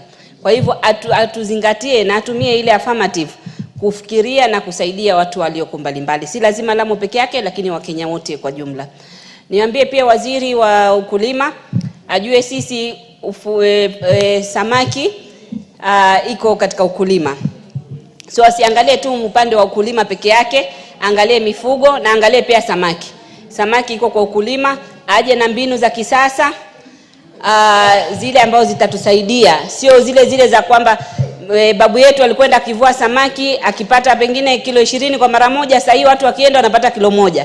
So atafute mbinu mbadala, mbinu za kisasa, pia wasaidie wavuvi wetu kule wapate kufaidika. Mbali na hivyo, eneo ninaloliwakilisha mimi Lamu Mashariki lina upande mwingi wa manufaa. Kuna upande wa kuseme samaki, pia sisi ni wakulima wa simsim, ni wakulima wa watermelon. Kuna mfadhili mmoja alisaidia tu hivi karibuni akapeana 500,000 kwa kikundi cha youth. 500,000 hiyo ilitoa watermelon mpaka tukashindwa kuuza. Watermelon ni nyingi sana. So kunao haja ya waziri kuingia pia kule kuangalia area zile gani zitatoa mazao gani tuweze kusaidia watu wetu, na pia itakuwa ni kuinua uchumi wa Kenya. Pia upande huo kuna ukulima mfano kama wa ndimu, ukulima wa muhogo, lakini bado ni ile ya zamani. hawatusaidii. Ukulima wa simsim, mimi namuomba waziri mwanzo ukulima wa simsim, si ndio tunatoa simsim nzuri, ajue akiingia kuna kazi inamngojea pale mezani. Ajue kule Lamu Mashariki simsim ziko nyingi haziuziki kwa sababu ya makosa ya watu wengine. Wao walitumia ile dawa inaita kausha, wakausha mimea. Sasa ile simsim yetu haiwezi kuuzika kule uzunguni, haiwezi kwenda. Kwa hivyo aje atafautishe, wale wanatumia madawa wasipeleke hizo bidhaa zao, lakini wale ambao hawatumii madawa zile bidhaa zao ziweze kupelekwa. Na asiseme, sinitarajia aseme kwamba ati zungumza na county. Mimi Time up. Cherorot, then mover, be ready to reply. Thank you. Thank you so much, Mr. Speaker. 1 hour and you all agreed. Mr. Speaker, I stand to support the appointment of the 3 nominees, Kagwe, Kinyanjui, and Kabogo, William Kabogo. Mr. Speaker, the 3 gentlemen, from their own experience and the way they have served in this country, I can say that they qualify and they have the capacity to serve in those ministries which they have been assigned. Mr. Speaker, the President himself, I think through his own wisdom, he has appointed the 3. And you remember, Mr. Speaker, the President, during the campaign, he had his own, the plan, which is the agenda and the manifesto, which he is running with. And I want to say that the coming in of the 3, they have to make sure that they have to hit the ground running so that they can be able to deliver. Because, Mr. Speaker, as we are aware in our country, we have lagged behind due to some challenges we've been having. And I want also to encourage that even the rest of the CSS that we have, Mr. Speaker, they have to make sure that they deliver service. They should not sit and watch things happening in this country. And I want to challenge also the 3, Mr. Speaker, that the government they are going to serve, they should be careful not to fight the government from within. They have to support the government and to make sure that they deliver services to Kenyans, Mr. Speaker. Mr. Speaker, I want to say that in our country, these ministries that have been created, they were created with a purpose so that they can be able to serve the common people, Mr. Speaker. And the 3 also should mark the territorial boundaries in this country to make sure that they serve from north to south and even from east to west, because they are serving Kenyans and they have to be faithful in actually serving His Excellency and Kenyans at large. Thank you, Mr. Speaker. I support. I'll give the following 2 minutes each. Mudhoni, member for Kieni, Women Rep Nakuru, Masito? Not Masito, Mbeyu. Yes, let me see how you do. 2 minutes each. Start with Dorothy.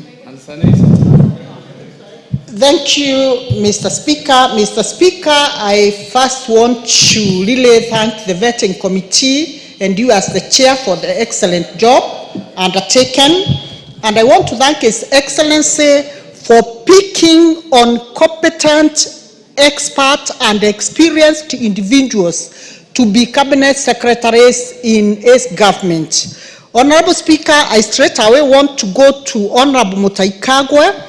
Agriculture is the backbone of this country and it can leverage on new technology, especially, Honorable Speaker, to invest in dry land to supplement crop production in the wetlands. As I say that, Honorable Speaker, I also wish to say all other crops which have been gazetted, the government has been very keen in opening new markets for these crops. And I want to say one crop that looks like it has been forgotten as much as it's cash crop gazetted in this country is the Mira crop. And I wish that the CS Agriculture will fast track this crop and look for markets for the Mira crop, so that the farmers in that area of the country can also benefit and reap big from this country. Thank you, Honorable Speaker. Kieni. Was it Lisa first or Kieni first? Lisa first. Kieni, take your seat. Give to Lisa Chelule. Iko moja pale. My clerks, why are you misfiring today? Asante sana Bwana Spika kunipatia nafasi pia nichangie kwa mjadala ambaye imeletwa katika National Assembly na Majority Leader wetu. Na nataka kuchukua hii nafasi kupongeza rais kwa kuteua hawa watendakazi watatu na wengi ambayo tuliwapitisha asubuhi. Napongeza rais kwa niaba ya watu ya Nakuru. Bwana Spika, nataka kuongea juu ya waziri Mutahi Kagwe ambaye tulifanya kazi na yeye katika Senate na namjua kwa utekelezi yake ya kazi. Ningependa tu kuchukua hii nafasi nimweleze Mheshimiwa Mutahi Kagwe kwamba kuna mimea ambaye ni kama imesaulika na mimea huu ni pyrethrum. Nakuru County ni moja ya counties ambaye wanapanda pyrethrum kwa wingi. Pyrethrum ni mmea ambaye tulitumia sana wakati yake kusomesha watoto wetu kule Nakuru. Kwa hivyo ninaomba Mutahi Kagwe akikuja kuanza kazi washikane pamoja na Lee ambaye tunajua pia kazi yake. Kwa niaba ya watu ya Nakuru ninajua tutafaidika na vijana watapata kazi. Kina mama pia wamejitokesha kuwa wakulima wa maziwa, kwa ng'ombe ya maziwa. Kwa hivyo nina hakika kwamba Mutahi Kagwe atatekeleza kazi. Otherwise nawatakia mema na I wish all of you colleagues a happy 2025. Thank you. Kieni. Okay, thank you so much, Mr. Speaker, sir, for the opportunity. I really want to offer my voice in supporting the three wise men who have been appointed to our cabinet. Indeed, they bring with them a lot of competences, various competences, experiences, and their braveness and commitment to work. Mr. Speaker, I really want to say that to Mr. Mutahi Kagwe, this is one man who has been vilified and demonized in our county of Nyeri, suggested that it doesn't matter, but to him I tell him, it matters to Kenya that there will be food on the table, enough for all Kenyans. He is not appointed particularly for the people of Nyeri. So he should take heart, take courage, that Kenyans are looking upon him to make sure that there is enough for everybody and all the times. Not saying that, not also failing to note that also Mr. Honorable Kabogo, when he was the Governor Emeritus for AJAABU, he gave his best, and particularly he showed commitment to healthy delivery services in AJAABU. Also Kinyanjui, having delivered Nakuru as a city, it took him a lot of time, a lot of courage, and a lot of knowledge. Mr. Speaker, sir, having said that, I really want to encourage all of them to give their best. Thank you. I wish them well in their service. Let them bring their wisdom, and we all work towards doing something for this country. Mr. Speaker, I don't follow simple people. I follow great minds. And that is why in 2017, I offered myself to deputize Mutahi. Very good. Women Rep Kilifi. Asante Mheshimiwa Spika. Wacha nichukue fursa hii kukupongeza, kuombea kila mtu mwaka mpya mwema 2025. Tuombe ushirikiano, kufanya kazi pamoja. Muhimu Mheshimiwa Spika, nipongeze wateule wa waziri hawa watatu. Nazungumze kuhusu Mheshimiwa Kabogo. Sijafanya kazi vizuri karibu naye, lakini kwa sababu ameletwa katika wizara ya mambo na dijitali, ni ombi langu kwake kuwa ataweza kushirikiana na Wakenya wote na hasa vijana, ambapo anaingia wakati vijana wako vizuri kidijitali, na hatutataka wawe wataendelea kutumia mitandao vibaya. Aone vipi atatafutia kazi za kidijitali vijana wote ambao wanahangaika wanasumbuka na wanatoa maneno wanaotoa kwa sababu wako tu bure, hawana kazi. Kuna kazi nyingi sana za dijitali anaweza kuwatafutia na waweze kujikimu. Langu kwa Mheshimiwa Mutahi Kagwe, nilimjua akiwa waziri wa afya. Saizi amepelekwa Wizara ya Kilimo, pale alipo anisikie naitwa Mheshimiwa Mbeyu wa Kilifi. Tunataka ile mimea ya kule pwani, mkorosho, minazi, tuweze kuregeshewa, japo kilimo kimegatuliwa, aweze kushirikiana na county government ya Kilifi, tuone vipi mimea yetu biashara, mkorosho, maembe na nazi zimeweza kupata faida. Majority Leader, reply now.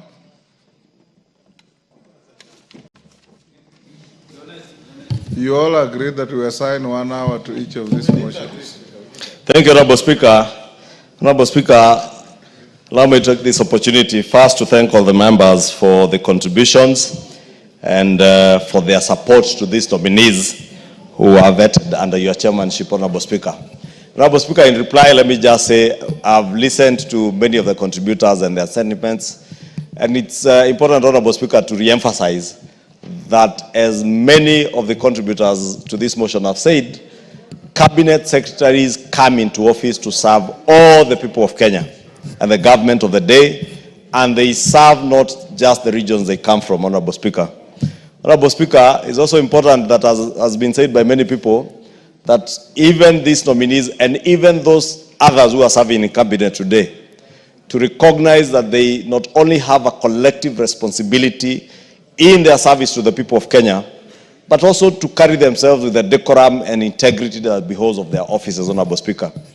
If any of our cabinet secretaries feels that the president has reassigned them to a ministry that they think is lower than whichever other ministry that they were in, Honorable Speaker, the honorable thing to do is, if you feel the ministry you are serving in is too small for you and you are too big for that ministry, simply resign. If you think, Honorable Speaker, that you are reassigned to a ministry where you are not able to extort money from people as you used to extort in any other, Honorable Speaker, and you can't say to the public, and you now want to pretend that you are holier than thou, and we know you, and you know if you are about to be fired, don't pretend that you are either resigning or asking to be fired. Honorable Speaker, just go. And it is not just those who are serving, even these ones that we are approving today.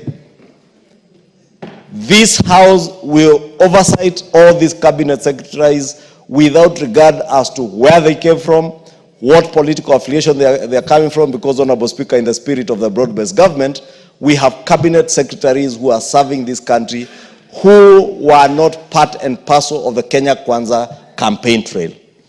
But the country is bigger than Kenya Kwanza, Honorable Speaker.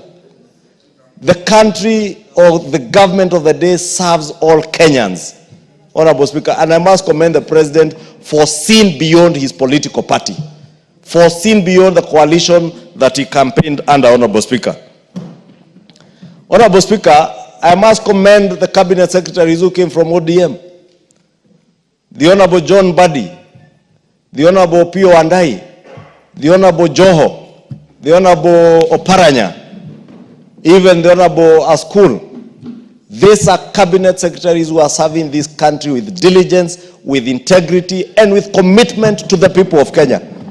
You do not serve as a cabinet secretary to serve the president of the day.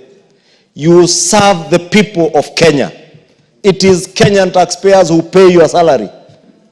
Serve with honor, serve with diligence, serve with the commitment that you have served in for these three nominees, Honorable Speaker.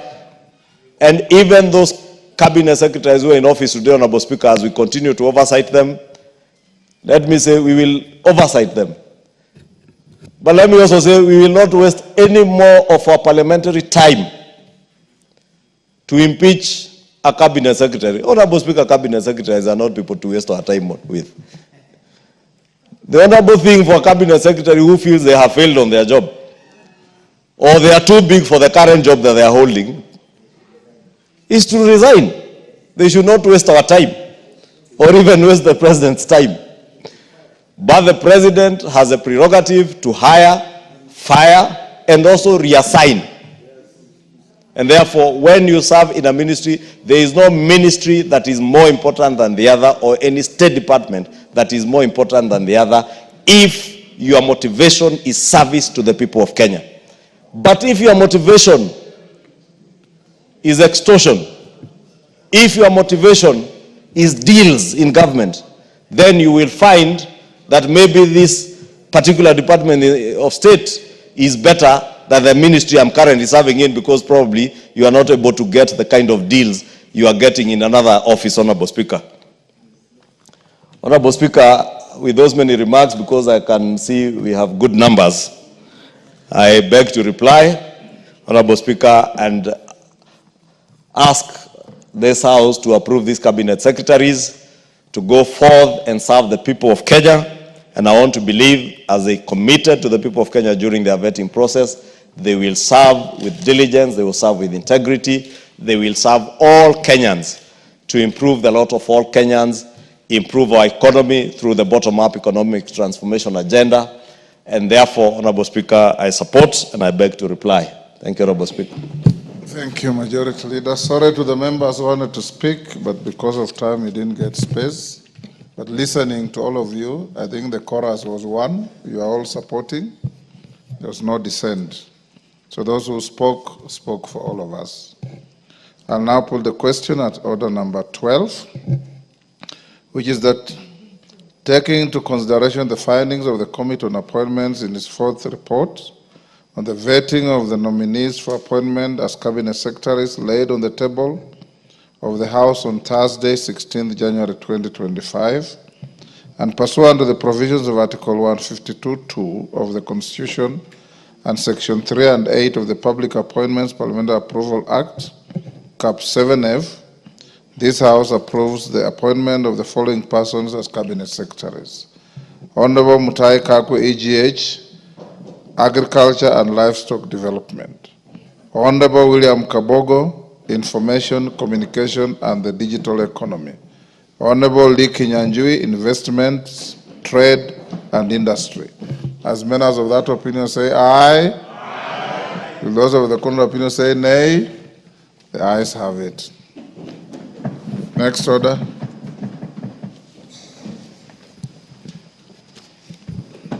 Order number 13, motion, consideration of Senate amendments to the Gambling Control Bill, National Assembly Bill number 70 of 2023. Majority Leader. Thank you, Honorable Speaker. Honorable Speaker, this is a very short motion, Honorable Speaker. And Honorable Speaker, I beg to move that, I'm looking for the supplementary order paper.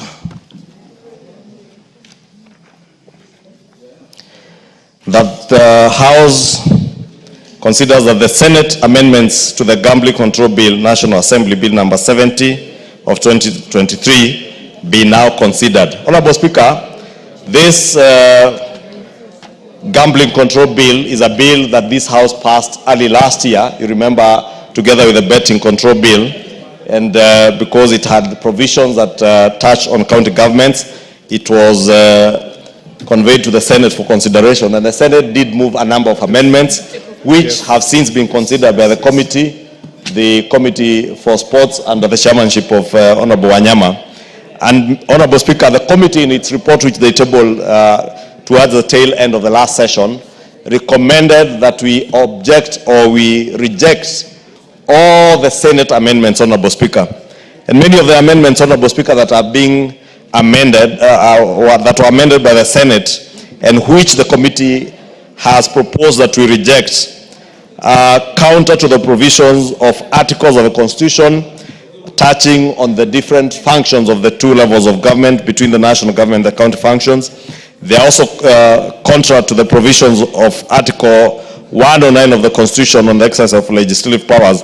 Honorable Speaker, maybe for clarity, Article 109, Honorable Speaker, says that Parliament shall exercise its legislative power through bills passed by Parliament and assigned to the President. And Parliament in this instance means both chambers of Parliament. But any bill may originate from the National Assembly. 3 says that a bill not concerning county government is considered only in the National Assembly and passed in accordance with Article 122. And because this bill did concern counties, that is why it was not only considered by the National Assembly alone, and we took it to the Senate. 4 is that a bill concerning county governments may originate in the National Assembly, like this bill, or the Senate, and is passed in accordance with Articles 110 and 113, 122 and 123 of the standing orders. And 5, a bill may be introduced by any member or committee of the relevant House of Parliament, but a money bill may be introduced only in the National Assembly in accordance with Article 114. Honorable Speaker, many of the amendments that were inserted into this bill from the Senate are amendments that touch on or that had a money bill effect, and therefore making this bill, which originally was not a money bill, a money bill. And therefore there is no way that this House, under Article 109 of the Constitution, would allow the Senate to usurp the powers of the National Assembly in terms of introducing bills that have a money bill effect. Because, Honorable Speaker, it is the Constitution that says that only the National Assembly may consider bills that have a money bill effect. Whether it is the imposition of taxes, levies, or charges to Kenyans or from the Exchequer, Honorable Speaker, that can only be done by the National Assembly. And therefore, many of the amendments, Honorable Speaker, that you will see that were done by the Senate touched on imposition of taxation, imposition of levies, imposition of penalties and charges, things that can only be done by this House, Honorable Speaker. And I know, Honorable Speaker, there are people in the Senate who thought that it's an ingenious way of introducing such provisions, then take this bill to mediation to consider these bills. And Honorable Speaker, I want to implore on you, when and if we reject these amendments and we go into mediation, all the clauses that touch or have a money bill effect, Honorable Speaker, I would beg that you do ask the House or the mediation committee not to consider those clauses, because it will be unconstitutional. Completely unconstitutional, Honorable Speaker. 2, Honorable Speaker, besides those provisions being unconstitutional having been introduced in the Senate, it is also not possible to re-legislate on certain things that we have already legislated on. Towards the tail end of the last session, Honorable Speaker, we legislated on the Tax Procedures Act bill, which is now an Act of Parliament. We legislated on the Tax Amendment Bill, which is now an Act of Parliament. Some of the provisions that the Senate had amended to in this bill are covered under the Tax Amendment Act of 2024. And therefore, reintroducing the same clauses in this bill, Honorable Speaker, again will be unprocedural, against our own standing orders, unconstitutional, illegal, null and void. And therefore, I would beg that, Honorable Speaker, when you are making your determination on the clauses that will be mediated on, you do direct that the mediation committee, when we form one, ceases or does not consider some of these provisions that are unconstitutional and have already been legislated on, especially touching on the money bill provisions, Honorable Speaker, because we cannot allow the Senate as a lower house to take over the mandate of the upper house. And you know, Honorable Speaker, I have never used those words in my almost 13 years in this house, which house is upper to which one. Because it's not important, Honorable Speaker, but it is important to adhere to the provision of this Constitution. The drafters of this Constitution had reasons as to why they did not give powers to appropriate resources to the Senate. They had reasons why they never gave powers to the Senate to levy taxation or even fees and levies to Kenyans. And they had reason why they said that the Senate represents the counties and the National Assembly represents the people of Kenya. And therefore, it is only those who represent the people of Kenya who can impose taxation on them. The Senate cannot go behind our backs, Honorable Speaker, and begin to impose taxes, then pretend that we can come and mediate on taxation. We cannot mediate on tax matters with the Senate, Honorable Speaker. And that I want to beg the House to agree with the Committee of Sports and reject in totality all the amendments that came from the Senate. And we can then mediate on all the other clauses except those that touch on the money bill, that have a money bill effect. With those, Honorable Speaker, I beg to move, and I want to ask the Honorable Karoli Omondi, who I believe is a member of this committee, to second. Thank you, Honorable Speaker. Thank you very much, Honorable Speaker. Thank you very much, Majority Leader.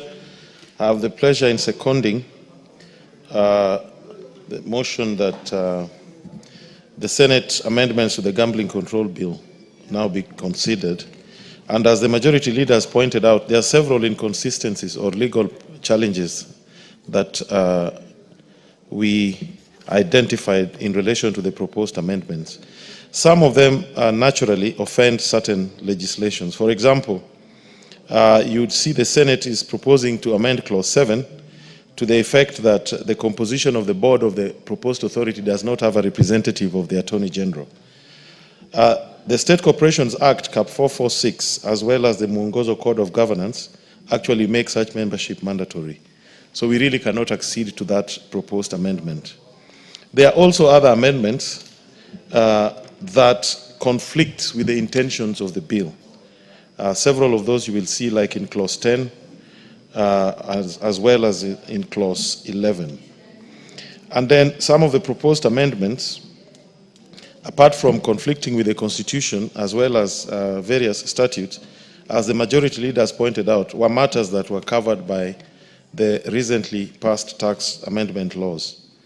As a committee, we would like to propose that we go for mediation and that this House rejects all the proposed amendments and we go for mediation, and hopefully we can find a solution to this matter. But we are not persuaded by any of those amendments, and we cannot accede to any of them for various reasons, such as breach of provisions of Article 109 of the Constitution and other laws. With those few remarks, I support. Thank you.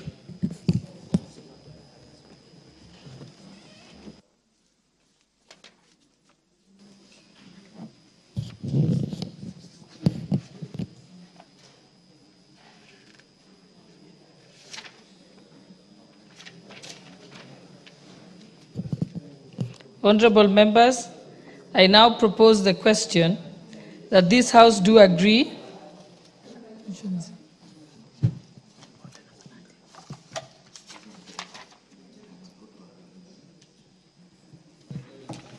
Honorable members, I now propose the question that the Senate amendments to the Gambling Control Bill, National Assembly Bill number 70 of 2023, be now considered.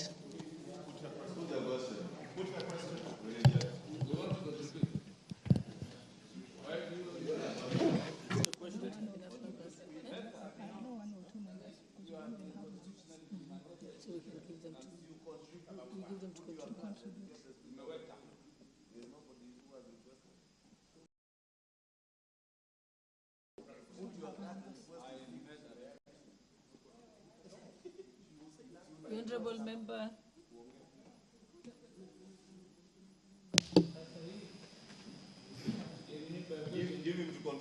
Yes, I'm trying to give him the mic.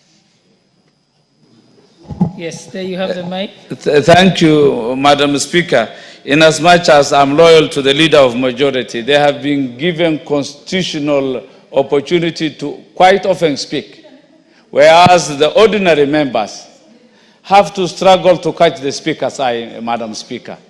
And I think it's a rare opportunity. That's why I've been adamant I should at least say something so that people of Wajir North can hear their Member of Parliament. I may not speak with wisdom, at least I pronounce myself. Madam Speaker, it is clear It's a simple, straightforward motion. But we can only legislate or argue out issues where there is ambiguity. Inasmuch as there is clarity in the law, in plain English, I don't see why the Senate or the two houses are always in a tussle to fight over their mandate. I don't know why the Senate looks so desperate to interfere on the mandate of the National Assembly. They carry themselves as the upper house when indeed they are not. There is nothing in a name. We can even call them by that name. But surely they can only be so in executing their role as stipulated in the Constitution. Madam Speaker, I was just casually, in a very quick way, running through Article 96 on the role of the Senate. And they have nothing to do on the matters in the motion. From 96, 1, 2, 3, it's all limited to county matters. The interest of counties, matters affecting the counties, protecting the county government. The National Assembly is within the purview of the National Assembly, the national government functions. So, Madam Speaker, I wonder, you are a senior, a legal mind. I can't really understand why the Senate, since 2010, we are over, it is how many decades of this Constitution, why they can't come to terms to understand their role, why there should be duplication, why they should have committees on security, committees on every aspect, when indeed their role is so limited in Article 96, 1, 2, 3, and 4 only. So explicit. So mine is to ask the leadership of this House, can we come together and really know and tell each other the roles as they are in the Constitution? So without much ado, I think that is sufficient for me to be heard, Madam Speaker. Mine is to agree with the Leader of Majority and Honorable Karoli. They have contravened the Constitution when they really know what they were doing is in contravention of the Constitution. It is a deliberate attempt to do so, and the work of the National Assembly is protected, preserved in the Constitution, and that shall remain so until we amend the Constitution. With those few contributions, I say thank you, Madam Speaker. Thank you. The Honourable Member for Gishugu, Honourable Gishumu Gidinji. Honourable Nyukali, you're next. So you hold on. Thank you, Honourable Speaker. I think I support the motion that we delete and all the amendments that have been done by the Senate, because they have overstepped their mandate as per the Constitution. Under Article 96, Senate is there to protect the interests of the counties. And I believe it should also follow that they should also be oversighting matters that relate to the counties. Sometimes we find it very contradicting that the National Assembly, which has the mandate to oversight the National Assembly, the national government operations and functions under the ministries, we have parallel committees of the National Assembly and the Senate, and which might come out with the different conclusions or even outcomes. So it is very, I think Senate should not be provoking the National Assembly and inviting them to discuss these things. We are all members of Parliament, but the Parliament has two levels, and the roles are specifically being specified in the Constitution. So let Senate do their work, let the National Assembly do their work, and it's also very clear that the Senate cannot initiate bills which deal with the money. So this is an area that I don't need to belabor, but I think a decision has to be made by this House in conjunction with the Senate so that we can clearly define our mandates and avoid overlapping roles of the Senate and the National Assembly. Thank you, Honorable Speaker, for the opportunity, and I support. Let me give Honorable Nikal, member for Seme. He was the last one. Thank you, Madam Speaker. I rise to agree with the committee, but I want to raise a very fundamental issue. The committee has stated that some of the amendments that we are rejecting are actually unconstitutional, and they seem to agree with that with references. Madam Speaker, what it raises is the process that goes on in the Senate when they're processing.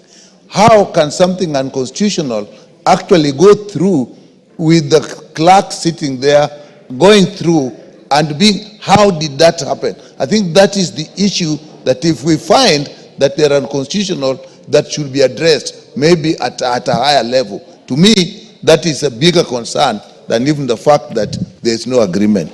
Thank you, Madam Speaker. Honorable members.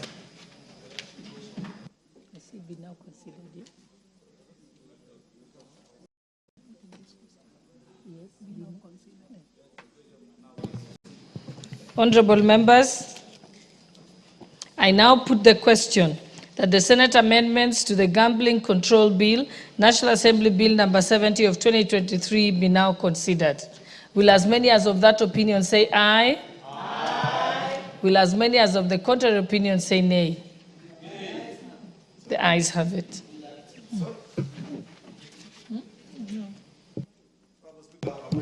Yes, I think, honorable members.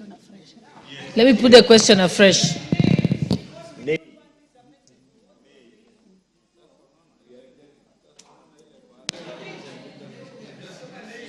Honorable members, are you now well briefed? Do you want me to put the question again? Okay. Okay, I'll put the question again. Honorable National Assembly Bill number 70 of 2023 be now considered. Will as many as of that opinion say aye? Will as many as of the contrary opinion say nay? Nay. The nays have it.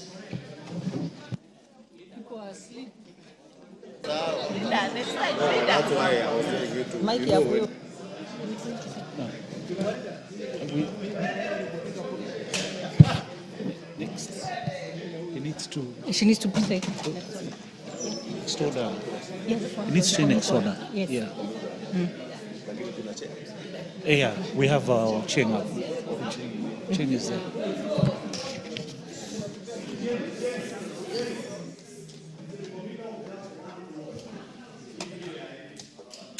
He needs to call. Honorable members, the net effect of that is that when we go to the committee of the whole, we'll only consider the startup bill, and therefore we shall not consider the second part of it, which is the Senate amendments, which you've just rejected. Okay, next order. Order number 14, Committee of the Whole House.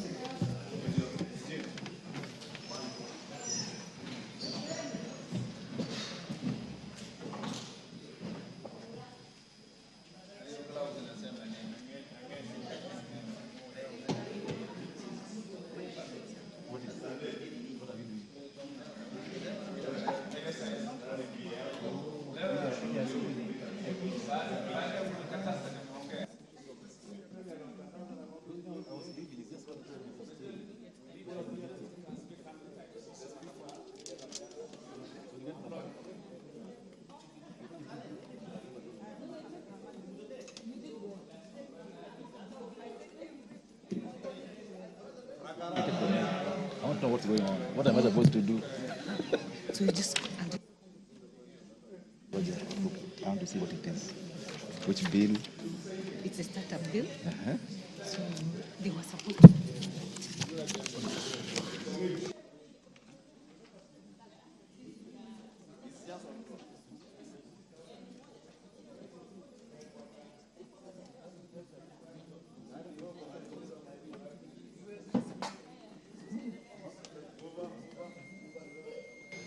Honorable members, this will take a minute or so. You remember in the morning we had the committee of the whole on the startup bill. Members, we did so well on this in the morning. So we were just recommitting a single clause, and that is clause number 9, which in the morning was negatived when it was supposed to be positived. Oh, members, don't have Fatuma. You can't sit down. I'm sorry. So I hope that you've heard the explanation I've made, that in the morning we negatived a clause which was recommitted, and this is clause 9 of the startup bill. Go ahead. Clause 9.